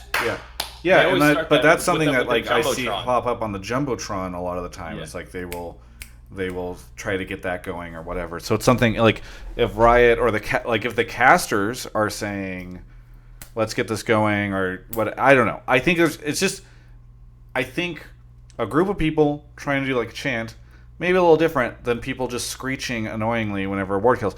And by the way, the best way to tell if it's one or the other is based on how the reactions are, right? Like, people, I think, don't like it when people cheer for wards. It was funny for 5 seconds and then it's moved on. And now, but I think people do like it whenever you yell, like, let's go C9. It's just a different thing. It shouldn't be that hard, in my opinion, to tell the difference on this stuff. So here's a question. What do you think the reaction would be if, like, TSM loses a game, if there was a TSM sucks chant? What do you think the community reaction would be? I think they'd be mad. I think it'd be pretty negative too, yeah. I would say also one of the reasons that would be considered negative is because you're not at a home or an away stadium. There's no such thing. Like, people are often more fans of the league and the scene than a specific team. Whereas like if you come into a rival team stadium, like yeah, you can expect people suck chant. Like this actually happened when there were Korean or Chinese teams getting introed at the NA quarterfinals or something, and I think people booed some of them or something. I don't exactly remember the specifics, but I know that has happened before. And I think that it makes sense because there is no such thing as home and away, and so you don't really have a crowd favorite or non-crowd favorite, and it's just a different environment, and that's where I think you can start decoupling traditional sports from LCS. I want to thank you so much, Mike Span, for coming on. If I'll you get have out of here, a Travis. second thought. Stop ruining your show. What? Sorry, what's that? I said you had too many good episodes, so I had to come ruin another one. No, it was good. It was good having you come on. There's a funny thing that happens. Like, people seem to say, like, I'll see people. Your call. You know, I hope you don't take offense to this, but somebody in Twitch chat said like, we need more like a producer or something to screen the calls, because I think that it's okay to have somebody come in. It's really boring if everybody calls in and just says like, well, I think TSM's been struggling this season, and I hope they make a change. You know. Like, I think it is good whenever people call in with a controversial opinion. It forces discussion around something that we wouldn't normally discuss. So I think it's good. Thanks, Travis. Yeah, no worries. You too. Thank you so much. Let me move you back to your channel. Sorry, I'm like also producing or talking to one of my mods about something right now. But Mark, you want to grab the next person, or do you have any other thoughts? Nope. I think wrapped up pretty well. Very good. Let's see. Got a couple more people to shout out. Moonisall, who was on the show earlier, subbed. Fenron Jenkins, my boy. I love Fenron Jenkins. He's an amazing Total War streamer. Go check him out. He's been subbed for 7 months. He says, OMG, Travis is my favorite source of information for all League of Legends nerds. Love the content. Thank you. Killing You Guy resubbed for 2 months. Thank you, Killing You Guy. Corrupt Flame subbed. Caza99 subbed. Sultan of Swag subbed. One Brew 3-4. And now we've got Mario on the show. Mario, where are you calling from? I'm calling from San Francisco. Oh wait, shit! I grabbed the wrong guy. Goodbye, Mario. Sorry, Mario. Yeah, it was good seeing you. I'm a troll, dude. My bad. We've got I'm Sandwich on the show right now. I'm Sandwich. Where are you calling from? I'm Sandwich. Where are you calling from? I'm calling from Pittsburgh, Pennsylvania. All right, very good. And what do you want to talk about? I wanted to talk about a little bit kind of my take on what might be going on with all the coaches being fired and stuff. I feel like I'm a little bit older probably than your average league fan, and I follow a lot of professional sports, football, hockey, and all that, and I feel like this is a part of a shift as these teams kind of discover exactly what kind of role coaches should have as they kind of get a more structured system in place to give them a better template for success. Gotcha.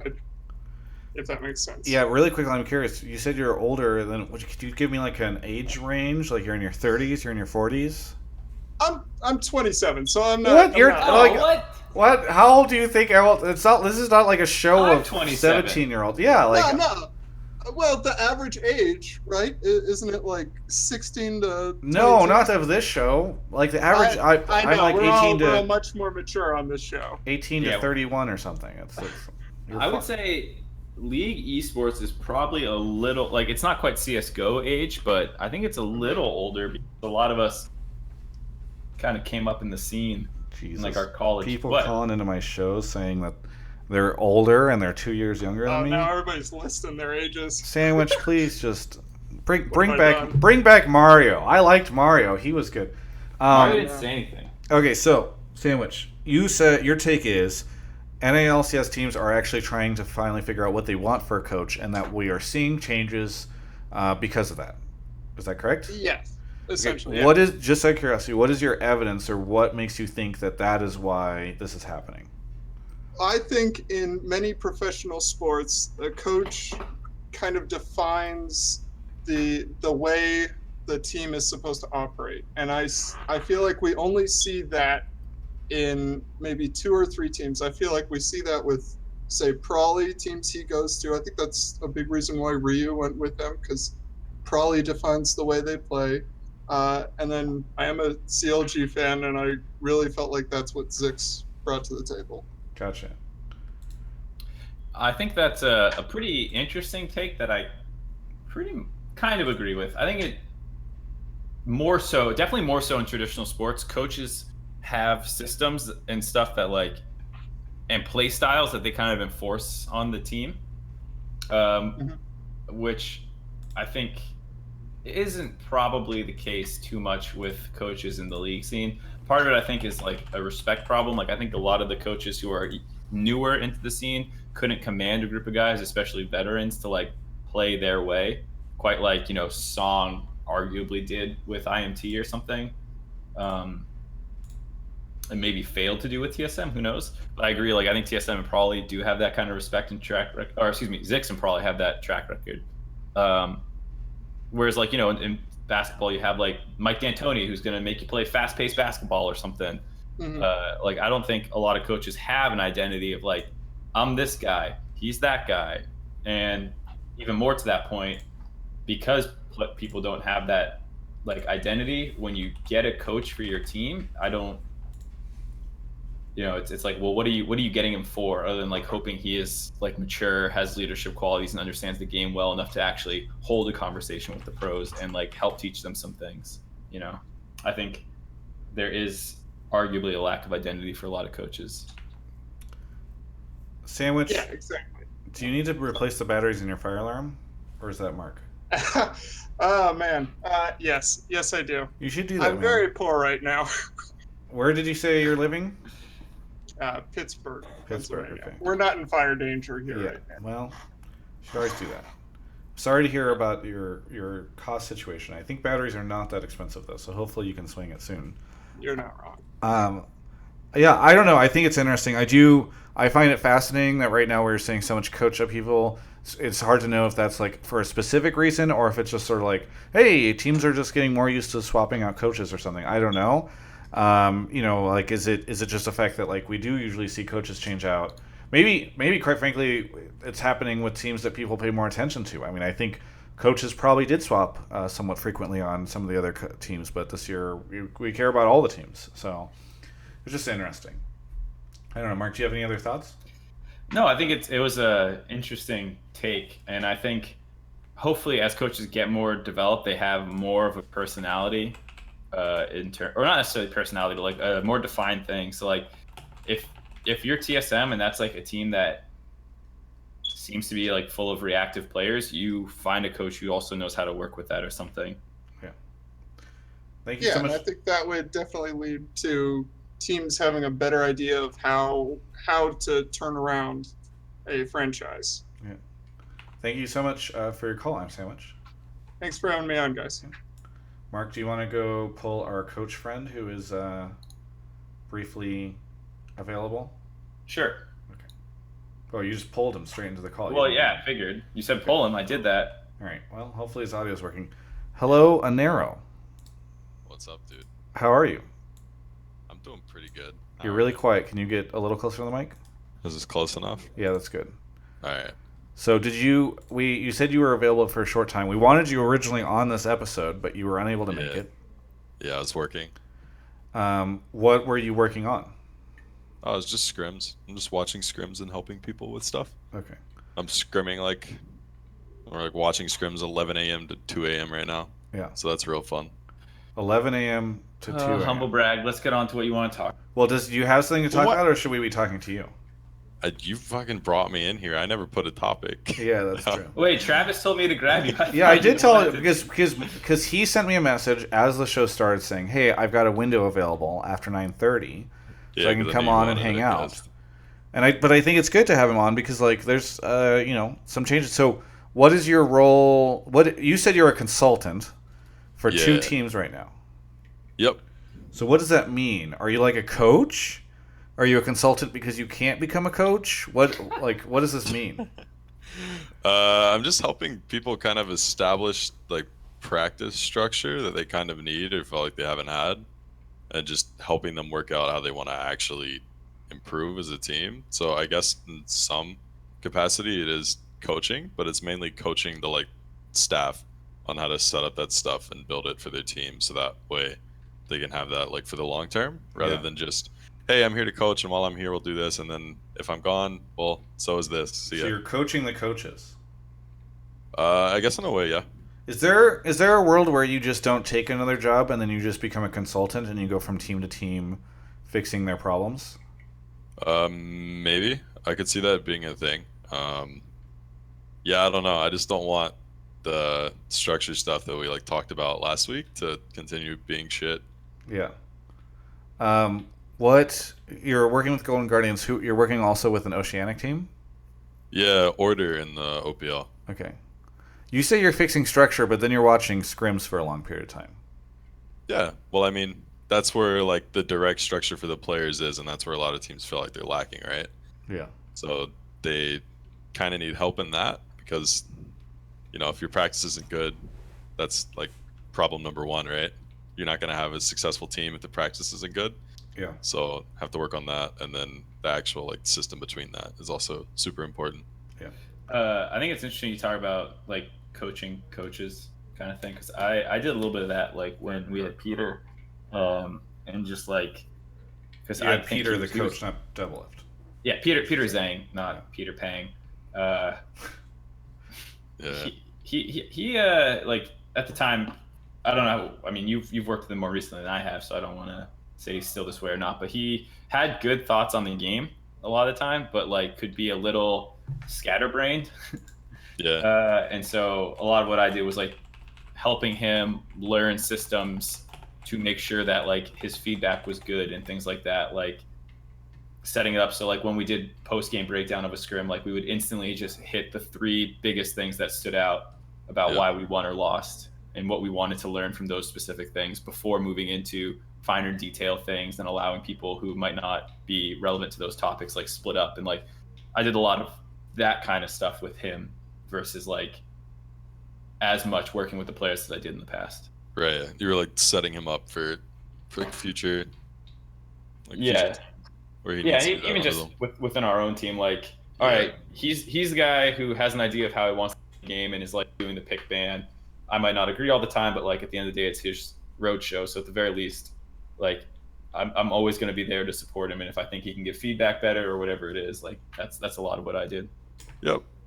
Yeah, I mean it's essentially something pretty similar with all of this. I'll obviously help like directly with some practice if I feel like it's necessary, but mainly prefer to just be like a hands-on teaching the staff itself and helping the staff itself. Tavuku in chat says, what kind of things is AnArrow doing to improve the quality of the scrims? Well, one, just looking at the actual structure that's there itself, like how they even go into VOD review, how they set up like the pre-planning for it, and talking about what's beneficial from that and what's not, and reasons why, and then talking with players and like kind of what they feel their needs are, and then how staff can accommodate that, and making sure that everyone feels like they're getting the most from it. Because the main thing that matters is that the players themselves are feeling like it's a productive environment for them learning. And even if staff might have the right, like their own specific idea for something that might work, if it doesn't fit the players, it doesn't really matter, right? And kind of helping people realize that and the importance of adapting your structure to the teams that you build. Gotcha. Because obviously, like perfect system, you build a team around the structure that you have. But for a lot of esports stuff, it's very different from that. It's more of you build a team with the parts you can get, and then try to hope that your staff can fit that instead, which is very like backwards to how sports traditionally works. Mark, any other conversations to have with AnArrow? Actually, AnArrow, what do you think about Zikz leaving CLG? Well, did he leave or was it kick? Like what? I don't even know. I mean, what he's happened. not there anymore. So one way or the other, he left. That's the only thing I'm going to say. I mean, I don't really know the specifics on it, but if their team hasn't been performing too well for a long time and they feel like their team should be doing better, then I guess it's just the move they need to make. Whether he's like the right fit for that team or not, I guess they feel like he's not. That's like the fucking coldest take you could take here. Yeah, that but, is pretty. I mean, it's hard to say, dude. Like, it could be the same situation where what the team needs is just not aligning with him. So they need someone different, and they've maybe just not realized that, and they're just trying to get something different, like anything different, to see if it's the coach that's the problem, or the players that's the problem, or whoever built the team that's the problem. Do you think that's a good strategy in these situations as a coach? What, to like?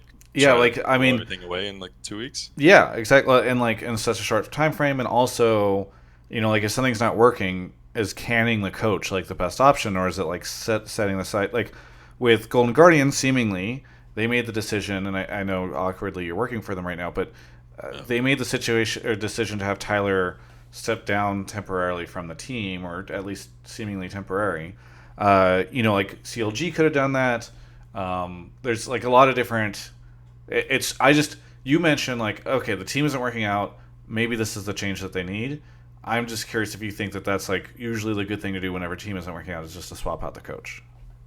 It depends on like the situation, really. Like if the organization is really behind management's decision to build a team a certain way, and then their coach was meant to fit this identity, and then it's not working, then it makes sense to get rid of the coach, because his job is to realistically like fulfill that identity that the management built with this team when they put him into that.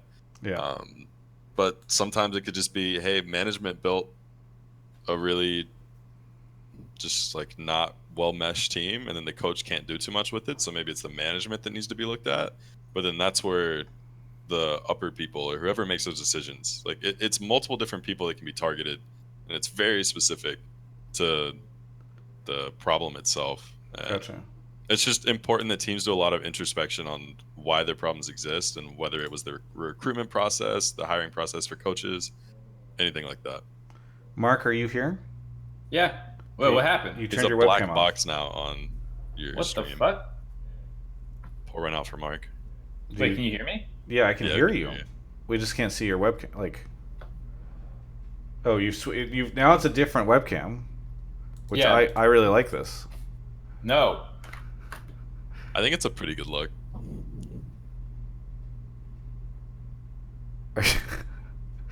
Are you able? Are you gonna switch webcams, or I'm trying. All right. Okay, I'm gonna send you back to the black box. No, it's a good take, AnArrow. I really appreciate it. We do have a couple more callers, so I want to thank you for coming on. I'm glad we were able to swing you for a little bit. For sure. Or do you? When do you have to leave? I'm chilling till 10:30. Okay. So Why don't we just pull another caller, and you can hang out Sure. and keep giving your opinion. All right. Sounds super cool to duper. me. Okay. That sounds like the coolest thing ever. You suddenly got quiet. Oh, he's moving to a different channel. All right. It's the Travis. guy, Mario. Oh, Mario. Yeah. Hey, dude. Wait, really quickly, Mario. Sorry, we're gonna put you on pause. AnArrow, what were you gonna say? I was gonna ask when you're gonna take me off of the Mark Z role I don't on know. your Discord. It's nice having a backup. Like if Okay. anything ever happens to Mark, then I'll just I've start got dragging people. Yeah, I don't Can want you to use your drag power people, so but Travis takes it away faster. yeah. Mario is I'll do here. Mario, first off, I want to apologize to you because what happened to you earlier was very unprofessional. Mark incorrectly pulled you. Have you recovered? Surely I'm recovering. I love how as soon as you pull him again, like we actually pull him, you're like, hold on, Mark. Yeah. I have a stupid question. Mario, I mean, he's proven that he has the patience. So, Mario, where are you calling from? I'm calling from San Francisco. San Francisco. I'm glad. I mean, I didn't know if you'd moved in the past 10 minutes. If you were in a different city. I don't blame you. Yeah, it's how's San Francisco? It's chilly as always. Very good. Well, what do you want to talk about? What do you want to talk about in the show today? We're going to talk about how Cloud9's going to make it to World Semis this year, and with a decent chance at making it to the finals. Okay. It's lit. Did you? I want to before we dive into this. Did you just you've wanted to be on the show for a really long time? You knew Mark wouldn't be able to resist the bait. You throw this opinion out there, or is this like what? How have you? Why? are you saying this? I've been thinking about this for a while, and I think that the current roster right now, the current iteration, is doing really well and improving really quickly, along with Licorice pulling out like an MVP-worthy performance right now, being like a top 2 top laner in the league at least, if not better, possibly better than Sunday in some ways. Yeah. I think right now his stats have him as the best laner in the league, and along with Blabber and the team's really synergy and confidence in each other, they have, it's like, it reminds me of the era when they had High on the team before. Yeah. So why semis and finals? Because like you've just described, okay, like a lot of people would look at that and say, all right, like bold take here. I think Cloud9 is going to make Worlds, or I think Cloud9 is going to win Summer. But you're saying semifinals and finals at Worlds. Finals. Yeah.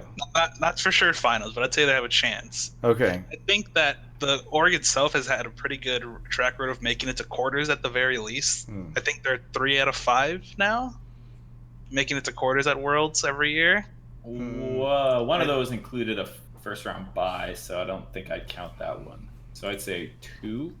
Sure. Right? Okay. 2 out of 4. 50-50. 15 and 18. Or 17, excuse me. Well, even then, with this roster, pulling with a lot of rookie talent showing up, a lot of rookie NA talent, and pretty good coaching staff behind him with Reaper, and this huge turnaround, the rate they're improving at just in the league right now shows a lot of potential, a lot of room for growth. And they still have a lot of time to make it to Worlds and still continue improving. Is it really like the rate they're improving at? They look pretty similar to me. They just started adopting the old approach C9 has kind of always done in the past that wins NA, which is pick some shit that's going to win later on in the game because everyone's just not good enough to actually punish it, and then they win the game even though they fall behind on gold. I feel like they just actually went back to doing that same thing because it works in NA, because they put their veterans back in, and that's just like easy mode to win. Well, it's really only 2 veterans on the team now, and I think that the comps they pulled out recently were more early game focused than anything, with relying heavily on Is it? I believe so. Do you think Zillion's like early game focus? I think he's like hella late game. I would say Zillion's more of a mid to late game pick. I wouldn't say he's heavy late game, but I would say like the Kindred pick also required a lot of how Blabber played the Kindred pick was very aggressive, so that leads more into early mid game focus. I mean, their last team comp was Dr. Mundo, Dr. Mundo, Kindred, Zillion, Kaisa.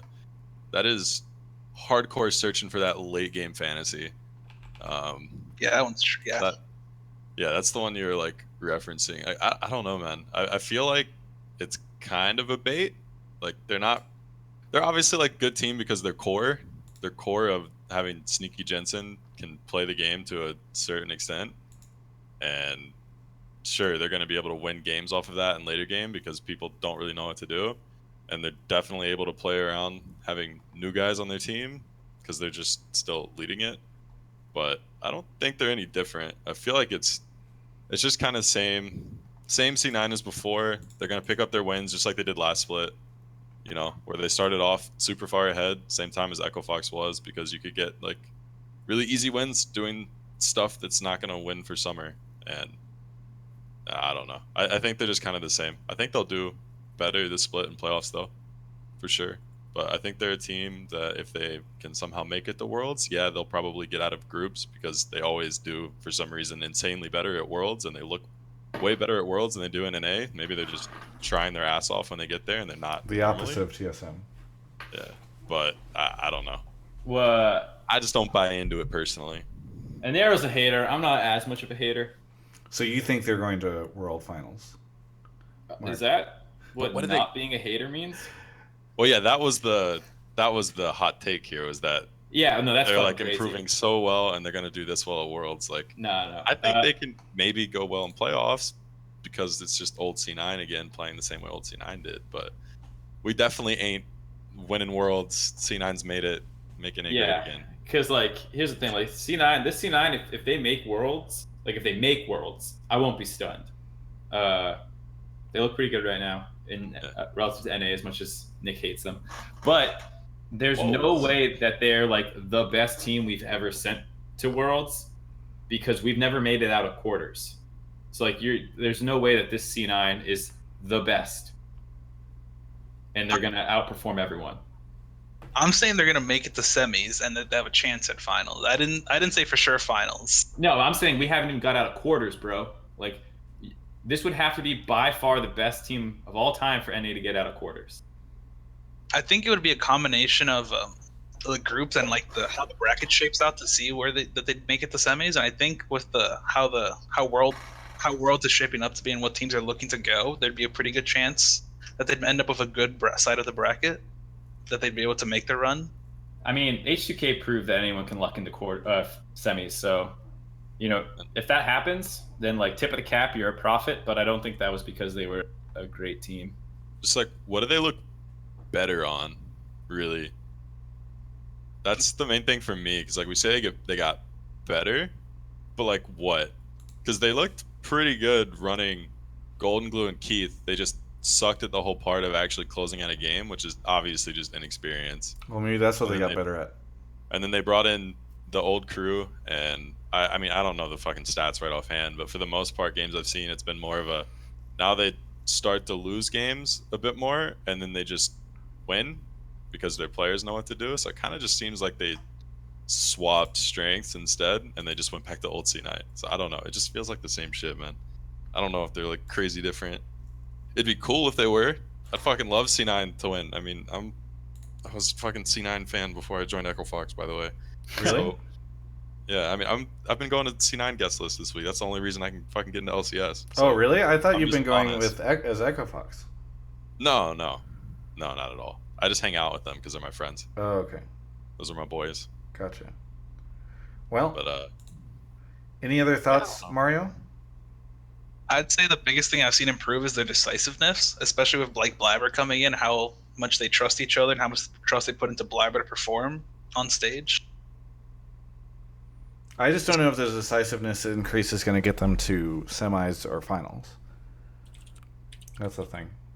Hey, thank you so much, Mario, for calling in. I really like this topic. I think it's good, and yeah, I think it'd be interesting. You know, C9 might be the sleeper pick. You know, they had such a rough start that like it'd be really interesting to see. Again, I don't know if they're going to make it to semis or finals of Worlds, but I wonder what they're going to look like in playoffs. Well, it was great talking to you guys. Thanks for having me. Thanks, Mario. Yeah, Sorry about. If you're right, dude, you got to come back here. Around Worlds. I'm gonna brag so hard. Cool. yeah, just fucking tell me I'm an idiot. Talk to you later, Mario. Thanks. All right, we gotta go fast these next 3. Yeah, you got somewhere to be? No, I just mean it's almost 10. There's 3 people left. Yeah, I know. Even if we're not fast. I'm just teasing. I'm gonna kill you. Vent is official resub for 6 months. Snoz subbed. Burger Bros subbed. Uber Lawn Gnome reset for 6 months. I lost over 300 pounds in 2 weeks thanks to my Omen by HP laptop. Thanks, Omen. That's a success story if I've ever heard one. The Pack 69 resub for 2 months and says finally caught Hotline League. And Brandosaurus Rex resub for 3 months. Keep up the good work, Travis. I'd love to get your assistance right now, audience. If you can all just hover over the stream. If it says Twitch Prime, that pops up. Just click that button, send it here. Caza Court, who I believe... Did you sub earlier in the show, Caza Court? Yes, I did. Thanks. Well, thank you for being a Twitch Prime sub, or Twitch sub.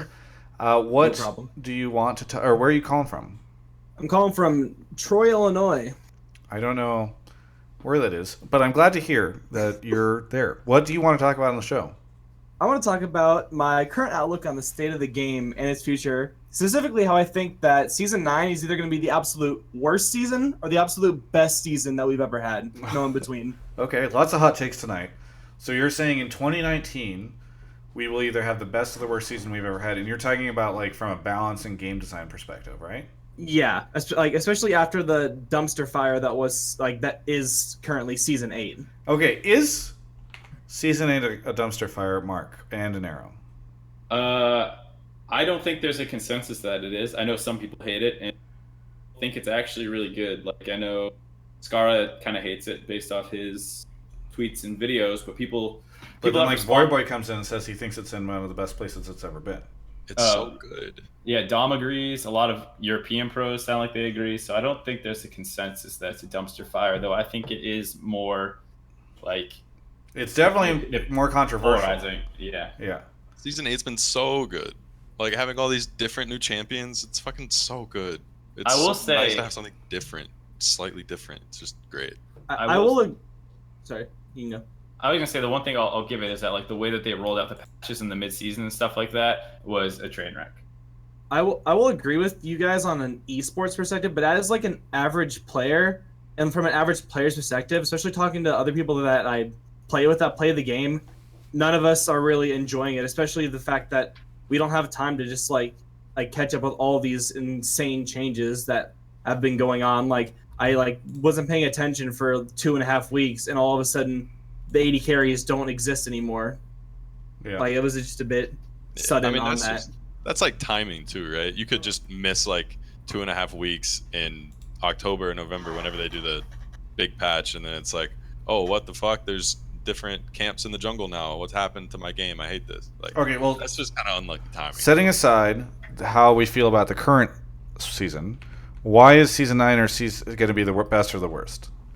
Okay, so season 9, they Riot recently, today actually, posted something on the forums about their pending gameplay changes, what they're trying to do with season 9, and I think that a lot of the stuff that they said in those gameplay changes are like very good and will improve the entire state of the game a ton. Stuff like reducing the overall damage and burst of the game, like the damage that people have, and then also making just games that are like unwinnable resolve like a lot faster. Like that was one of their main points that they had in that post, which I feel that that's one of the main things that I'm currently not enjoying about the game, is the fact that I just feel like I get stuck like sitting there for 15 minutes in an unwinnable game that there's nothing I can do. They made like contradictory points in that thing though. Like, yeah, they did. wanted it to be early game and then you can actually close with the leads, but then they were like, we also want the teams that are behind to have a way to actually get back in the game. So I'm pretty sure it's just going to end up being exactly the same. Yeah, those things can't really exist at the same time very well. Mm-hmm. That's what I'm saying. That's what I'm saying. Like, it's either gonna be like really good or really bad. Because if they somehow manage to implement those things in tandem correctly, I feel like it's gonna be really good. You're gonna have the fun comeback games, but also you're gonna be able to get out of games that are just completely unwinnable. What if they just move the FF time into 10 minutes and that's their actual like big plan? Honestly, I wouldn't doubt it. I could see that being the like salvage play they go for, and they're like, oh shit, this isn't working. And it's like, all right, 10-minute FF sounds really good. The community will love that. Yeah, I don't know, because to Nick's point, like I think it just ends up being really chaotic and swingy. If it's like, yeah, there's so many good catch-up mechanics, so that way people can get back into the game. But if you fail to do any of those catch-up mechanics, the other team just fucking crushes you. Like that doesn't sound more fun to me. Mm-hmm. But if people's main concern is that they're in like what Riot calls trapped games, then like yeah, maybe that is better. I don't know. People are gonna really hate it though if games get to the point, like at least for average like solo queue players and stuff. If people are able to just end the game like super hard early, you're really not gonna like solo queue when your teammate like loses lane by accident. Mm-hmm. Now that guy's probably gonna 1v9, and then it's just gonna bring back the like 1v9 metas where one person can solo carry, and Riot's like kind of moved everything away from that. And yeah, I don't see it ever going back to that, but I still think season 9 is gonna be not bad. Like surely should be good. I also like, I don't know, I don't think this is a very popular opinion, but I like longer games. I feel like I had most fun playing, like, I don't know if I remember correctly, back in like season 5, 6-ish, the games went on for like 45, 50 minutes. I don't know, that always felt more fun to me than these games that are averaging like 20, 25 minutes, because it felt like there was actually an investment in like the game, and it felt more exciting especially at the end whenever like you would have like hype late game team fights and stuff. 2 points on that. One, that's probably not the average gamer's opinion. Like I think with what we've seen with the success of battle royales and things like that, and faster paced games, I think for the most part people actually want a lower average game time, and I think Riot has said that they're trying to get it around 30 or something. Yeah, I mean they're literally releasing a game mode that's supposed to be faster in part because of that. So right. So I'm just saying the average gamer is not in agreement with you. I think that has to deal with the thing with being in trapped games though, because as long as I'm telling you market data wise, market data wise, the average gamer does not want to have to play a game that's 40 minutes when they're trying to get games in. No, I'm not saying the average League player or anything. I'm just saying like the average gamer. Yeah. Here, let's do a straw poll on it right now. I know that my chat is not the average player, but I'm very curious. Hardcore esports. So would you rather have what is it? Would you rather have like a 23-minute game or a 40-minute? Would you rather have a 30-minute game or a 45-minute average game time? Okay. I want to lose or win as fast as possible, pretty much in all my games. If I'm playing like casually, yeah, if I'm losing, I want out fast. Yeah, and to the point that Caza Court was making, like those can sometimes feel at odds if you want a long game, but you're like it feels like a trap game because if there's not great, so like what you would do is take away some of the easy win conditions like Rift Herald and slow Baron down, so it's not this game ender, and then the team that gets ahead can't smash the game super quickly. And then you might feel like you're in a trapped game where one team gets 10 kills in the first 15 minutes of the game, but the objectives up aren't powerful enough to snowball to a 25-minute victory, and it goes 40 minutes, even though this team has basically been winning since minute 15. Like, that's exactly what you're saying you don't want to feel, which is what you potentially have when you increase the average game time to longer games. Yeah. Hopefully they find that good balance they were talking about on It's that tough. post, but it seemed really weird. The post that they made is just like, yeah, this isn't really possible to even make exist. You just kind of said you want both things and then left it at that. Okay, so right now our star poll is coming in about 70-30. 70-30 want, or 70 want a 30-minute average game length, and 30 want a 45. And we've got 189 votes so far. And I feel like this audience is probably more likely to skew for longer game times because they're more hardcore. Yeah, they get used to waiting like 30 to 40 minutes for the show to actually start. When you say it'll start at 8, it starts like 8:30. So they're definitely patient. I know that feel. No flame, Travis. Plenty of flame. I also sort of wonder how like the new rank changes are going to play into all of this. Like how they're just I wonder if it's going to be another dynamic queue situation with what I still don't fully understand what their new rank changes are actually full of, like the whole different like ranks for every position and whatnot. What even are the changes for that? Is that it's just like ranked on position? Yeah, sort of, but like losing games on one rank like loses LP on other ranks somehow or something. Okay, so it's basically just the same. But it's but you have separate ranks for every role. I don't know. I don't know. It sounds like it'll probably just be the same. Like it's just gonna be people are gonna queue up for one role and not care about playing the others because it's just gonna affect all of them. Yeah. So it'll probably be the same. Okay, it's weird. I don't know. Hopefully it's good. I always am very hopeful that what Riot does is good, and I try to keep like an open mind for it. Usually people are hella negative and like, oh, they're fucking it up again. Here comes Riot. But I try to keep an open mind. I try to keep an open mind, but like I just set my expectations really low. So if they do anything above just like complete garbage, I'm happy. Were you the guy who called in talking about Clash? Yes. I remember that call. That was so funny. All right. I'm still pissed about Clash. I think everyone is. I think everyone is. It would have been really good. I don't even know. Have they said? I know they said they're just going to try and make it work, but I wonder if they've given up. They've done some tests in other regions, like little mini betas and stuff that they've been testing out. Since it all failed? Yeah, they've been doing other things. I know they had one like last month or something in EU Northeast, I'm pretty sure. That's good to hear, I guess. Anyways, I don't know if there's anything else, Travis. Caza Court, thank you so much for your call. Thank you. Yeah. Moving on. We've got 2 more people, and then we're going to wrap it up. Hoping to bring it back late 2018, but it's very iffy. Okay. Yeah, Riot's having a tough year. I think that's for happens. Sure. Yeah. I just want Clash to come back. That was actually the most fun I've had playing League in a long time. It would have been really fun, and it would have forced me. I have not wanted to play the game in like a competitive style. Like I mostly played normals and ARAMs. I think that could have reignited my love for like ranked and all that. Toastmen, is that your name? Toastmen, whatever. Toast is the important part. Because there's not an A in there, so it's. Where are you calling from? So I'm calling from Ottawa, Canada. Ottawa, Canada. And what do you want to talk about, Mr. Canadian friend?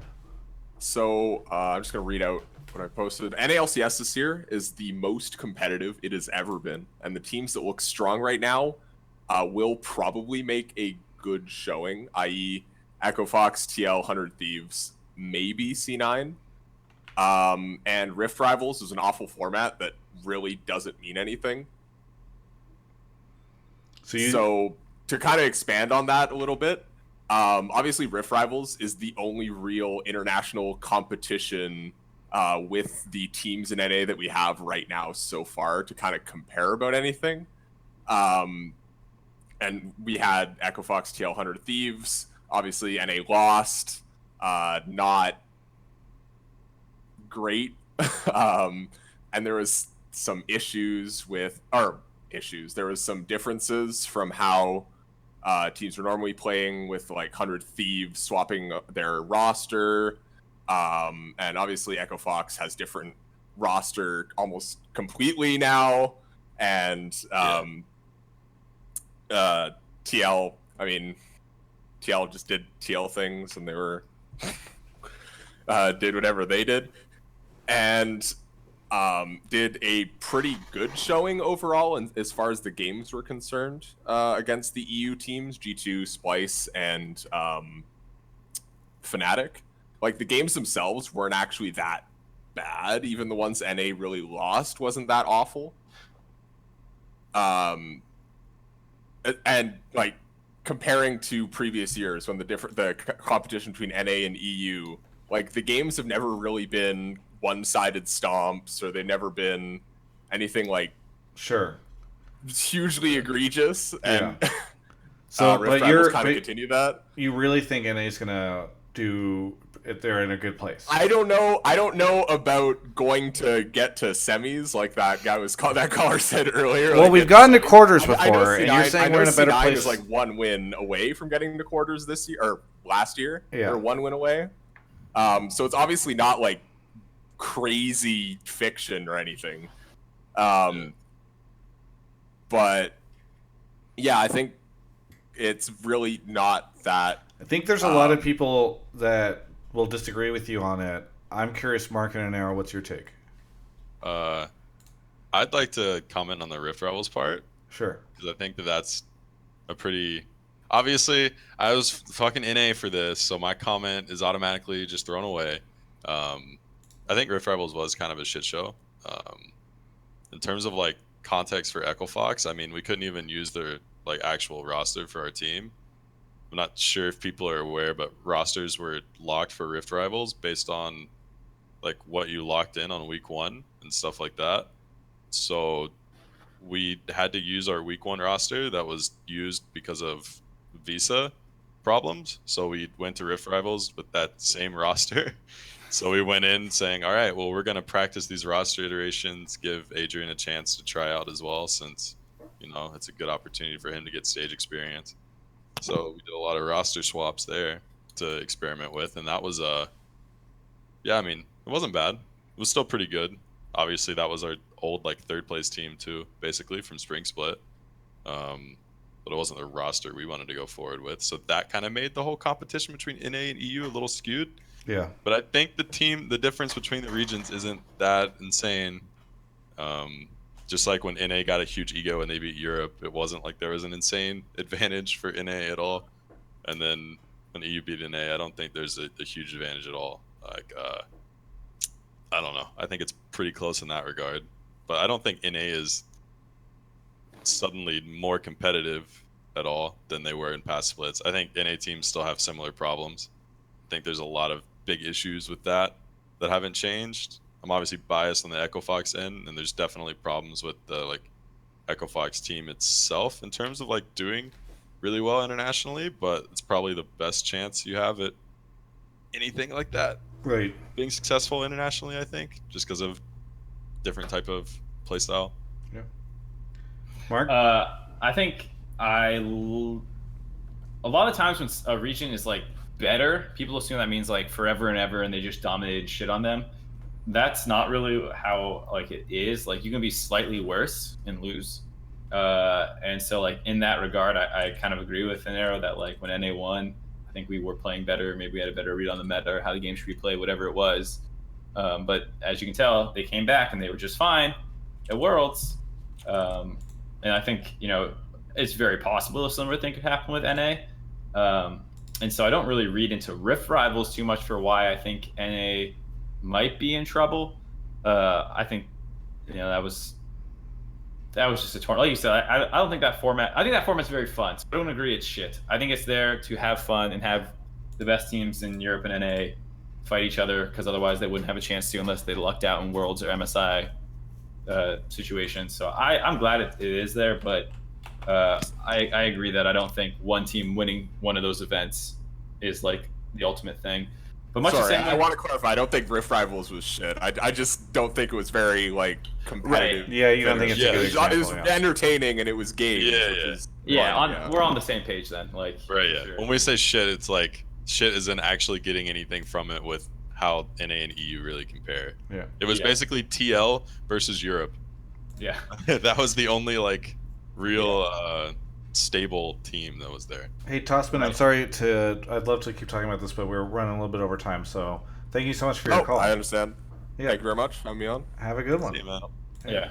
The final thing I'll say on this, you can move him on the way out, but like I think NA doesn't need to be like complete dog shit to have a bad performance at Worlds. Like, you know, I think we can go there and be slightly worse than the rest of the regions and then go and not make it out of groups, which is a pretty bad look, without being like, oh my god, we're hopeless and we'll never ever get out of groups again kind of thing. I think people just overreact, but AnArrow's point, like, people are definitely better or worse. I'm not super hopeful this Worlds. Yeah. Yeah, I think it'll be pretty similar to past Worlds. Yep. Thank you to Mark for going guess grab why the last he's person. Are you still good in AnArrow? Yeah, I'm still good. Call me Proto. Hello. How are you doing? What's up, dude? I'm good, man. How are you guys? Pretty good. Thanks for being a Twitch Prime sub or Twitch sub. What? Yeah, happy to support. Where are you calling from? Santa Clarita, California. Santa Clarita. Okay. Have we had you on before? I've been a watcher, but I've never been in the call. Okay. First time caller, long time listener. First time caller, long time listener. What do you want to talk about on the show today? So I wanted to talk about how TSM Zven is basically holding back all of TSM, and they seem to be unable to win when the bot lane flags, which is very, very, very often. When the bot lane flags? Yeah, like What do you mean? the bot lane just does not do anything proactive without calling for help from the other lanes. Oh. And he's playing basically poke champions in like a close range meta. When Caza was strong and Lucian was strong, he's playing Ezreal and Varus. He's not really doing anything, and Mithy is taking a lot of the blame, even though Mithy is literally sacrificing himself to save Zven's life. Yeah. AnArrow. I don't know. I don't think that's really TSM's problem.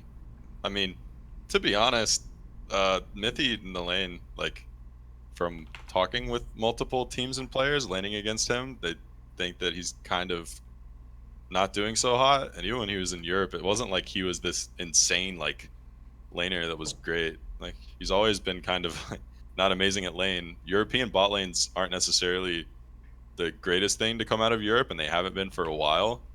So a lot of European bot lanes aren't even like lane kingdom shit. Like the last thing that was there was like Forgiven.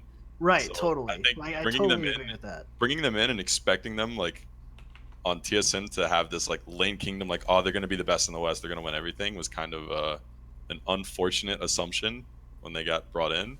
And I think their team just has a lot of role players and not actual like carry people that are willing to step up and say, this is how we're going to play the game and we're going to do this. Obviously, I don't know their internal comms, but I think that's the main problem, is that they have all these guys that are great at playing their role and being stable, but no one to actually press go and tell their team to go. Right. So they just kind of sit around and say, fuck, we're losing. Are we going to do something? Instead of actually... we've seen... Right, but when you listen to like the behind the scenes videos, TSM Legends and stuff, yeah. The thing that I've commonly seen in at least 2 episodes, it could be 3 or 4 now, is in the post game, they're all sitting in their little room, and Zven is complaining about the draft. Like, he's always placing the blame on the draft, that like the team doesn't know how to play, and it's like, well, you've been practicing for a week straight, doing several versions of your draft, and you still don't understand how it's supposed to work.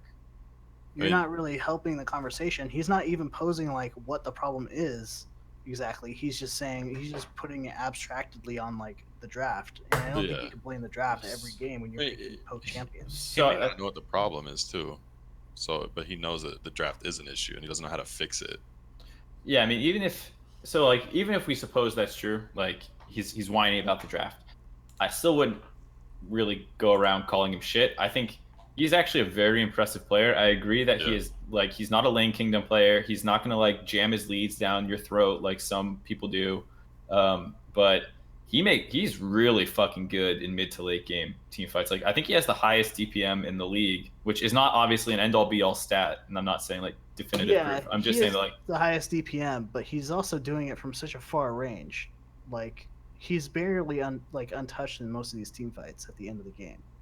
Yeah, but I think that's because he's good. Like, it's not just a numbers thing. Like, when I watch him play, like, he looks fucking good. And like, he had one god awful series versus Clutch. Like, that was some horse shit out of him, and I think he knows it. And like, outside of like some instances where he completely poops the bed, which every player has, I think he is actually super good. So I don't agree that I think he could be a problem and still not be shit. So like, to that point, like, maybe he does complain too much about the drafts. Maybe he's not proactive enough in this team and is contributing to the reactive nature that they have. All that can be true. I would still never call Zven shit. No, I'm not. I wouldn't say or he's even bad. Shit. Yeah, I would say he's top not 3 in the league. Also, I think he's bottom half. To like comment on him like pointing out their draft and that like being a thing that like we're saying that this is bad that he's pointing out that as their problem. Honestly, I've heard other stuff with TSM where like talking, it's like an offhand comment. I don't know the specifics, but it was like they pick someone in the draft who's gonna like take the bullet for the team and get a bad matchup and just like lose. And when I was drafting against them, it kind of felt like that too, that they were willing to just sacrifice one person, and it made drafting against them really feel easy because they felt like they had to sacrifice someone to get an advantage somewhere else, which is just not really the case. And it never felt like they tried to trap people in draft or force you into picks. And that's not to say their drafts were bad. It's just like they were really predictable and they had this same weakness every time that you could kind of exploit and expect. So him pointing that out as an issue is pretty important, I think. But like the fact that you're saying like he's putting all the blame on something like that, like as a player, when you're losing a lot, he's probably just frustrated and sees this as a problem point and doesn't see it getting fixed because realistically that has existed for a while and wants it to get fixed and doesn't know what their like actual problems are as a team. And I don't know, man. I think overall it's just like it's not one player on that team that's the problem. I really think TSM is a team that's composed of really good players that have all proven they're really good players. It's just they're all players that are really good at playing a role and providing for their team so that someone else can carry and someone else can use the fact that they're able to be stable all the time to snowball a game and win. Sure, I think that's definitely true, that they're all kind of waiting for one of the other lanes to step up and not really being proactive themselves. But I think part of why the draft, does look bad from an outsider's point of view, a spectator's point of view, and even when the team talks about it, is I think Zven has just a limited champion pool. Like, he's played 2 champions. He has 9 games on those 2 champions, and they're Ezreal and Varus. 7 games on those 2 champions. 2 games on Caza, which he won when they were doing well and Caza was broken. But he barely ventured out of the 80 carry meta to go into Heimerdinger or Swain or Vladimir. He didn't play Vladimir at all when Vladimir was strong. He won 1 game on Swain, and it's like, I think when you look at the drafts, they're really limited in what they can do because they have a player who's unaggressive and doesn't know how to play like close range champions that aren't insanely broken like Caza. I mean, looking at the champions he's played this split though. Like, yeah, he's played Kaisa, he's played Varus, Ezreal. Like, Kaisa was meta at the time. Varus has been meta. Varus turned into actually be the AD carry that you could blind pick so that people could stop picking mages, which is important to have. And then Ezreal is just like the pick that you can pick into other people picking these ADs. Like, I think they messed up against like TL blinding Ezreal and letting them take Kaisa, which is just not ideal at all. But he's played Swain. He played a game of Heimer, which most teams don't feel comfortable pulling out on stage at all, but he still tried it. They won their game on Swain, actually. And he played Lucian in his last game versus Echo Fox, too. Like, he's played these different champions. It's just, yeah, he's played Varus and Ezreal more than most. And that's just because Varus is a meta pick. He's blinding a lot for his team so that other people can counterpick. And maybe that's just the role the team feels that they need to have for him. I don't think that's necessarily his fault. He's playing multiple champions. He's playing more than people like Doublelift plays Kaisa all the fucking time, but he's a strength for their team too. It's not like he's a weakness, but he plays that. Yeah, and so I don't think you call it Zven for it. Well, Doublelift played more of Kaisa, a close range champion, and performed way better on it. Like, right, but played it like 7 times, 9.7 KDA. Right, but like it goes like what a player picks goes beyond that individual player, and like I think you can say potentially he has a bad champ or whatever, but like to AnArrow's point, if they are like we want counterpick for Bjerg and Haunter and shit, then like someone has to take their stuff early, and Sven's like I'll be that guy, and that's just sometimes how teams work, as well as like where resources go. Like they can say like people like Huni and Dardoch obviously are going to get more resources than their bot lane, no matter who their bot lane is, seemingly. So, like, sometimes that's how teams work, and, like, everyone agrees that's how it's going to go. And when you're on a losing team and that's your strategy, of course it's going to look bad. But that doesn't necessarily... I think that's more of a team problem, like we were saying, potentially. Yeah. Like, because on TL, man, like, he's played Kaisa 7 games this split, and Zven has played, like, the same on Varus, Ezreal combined.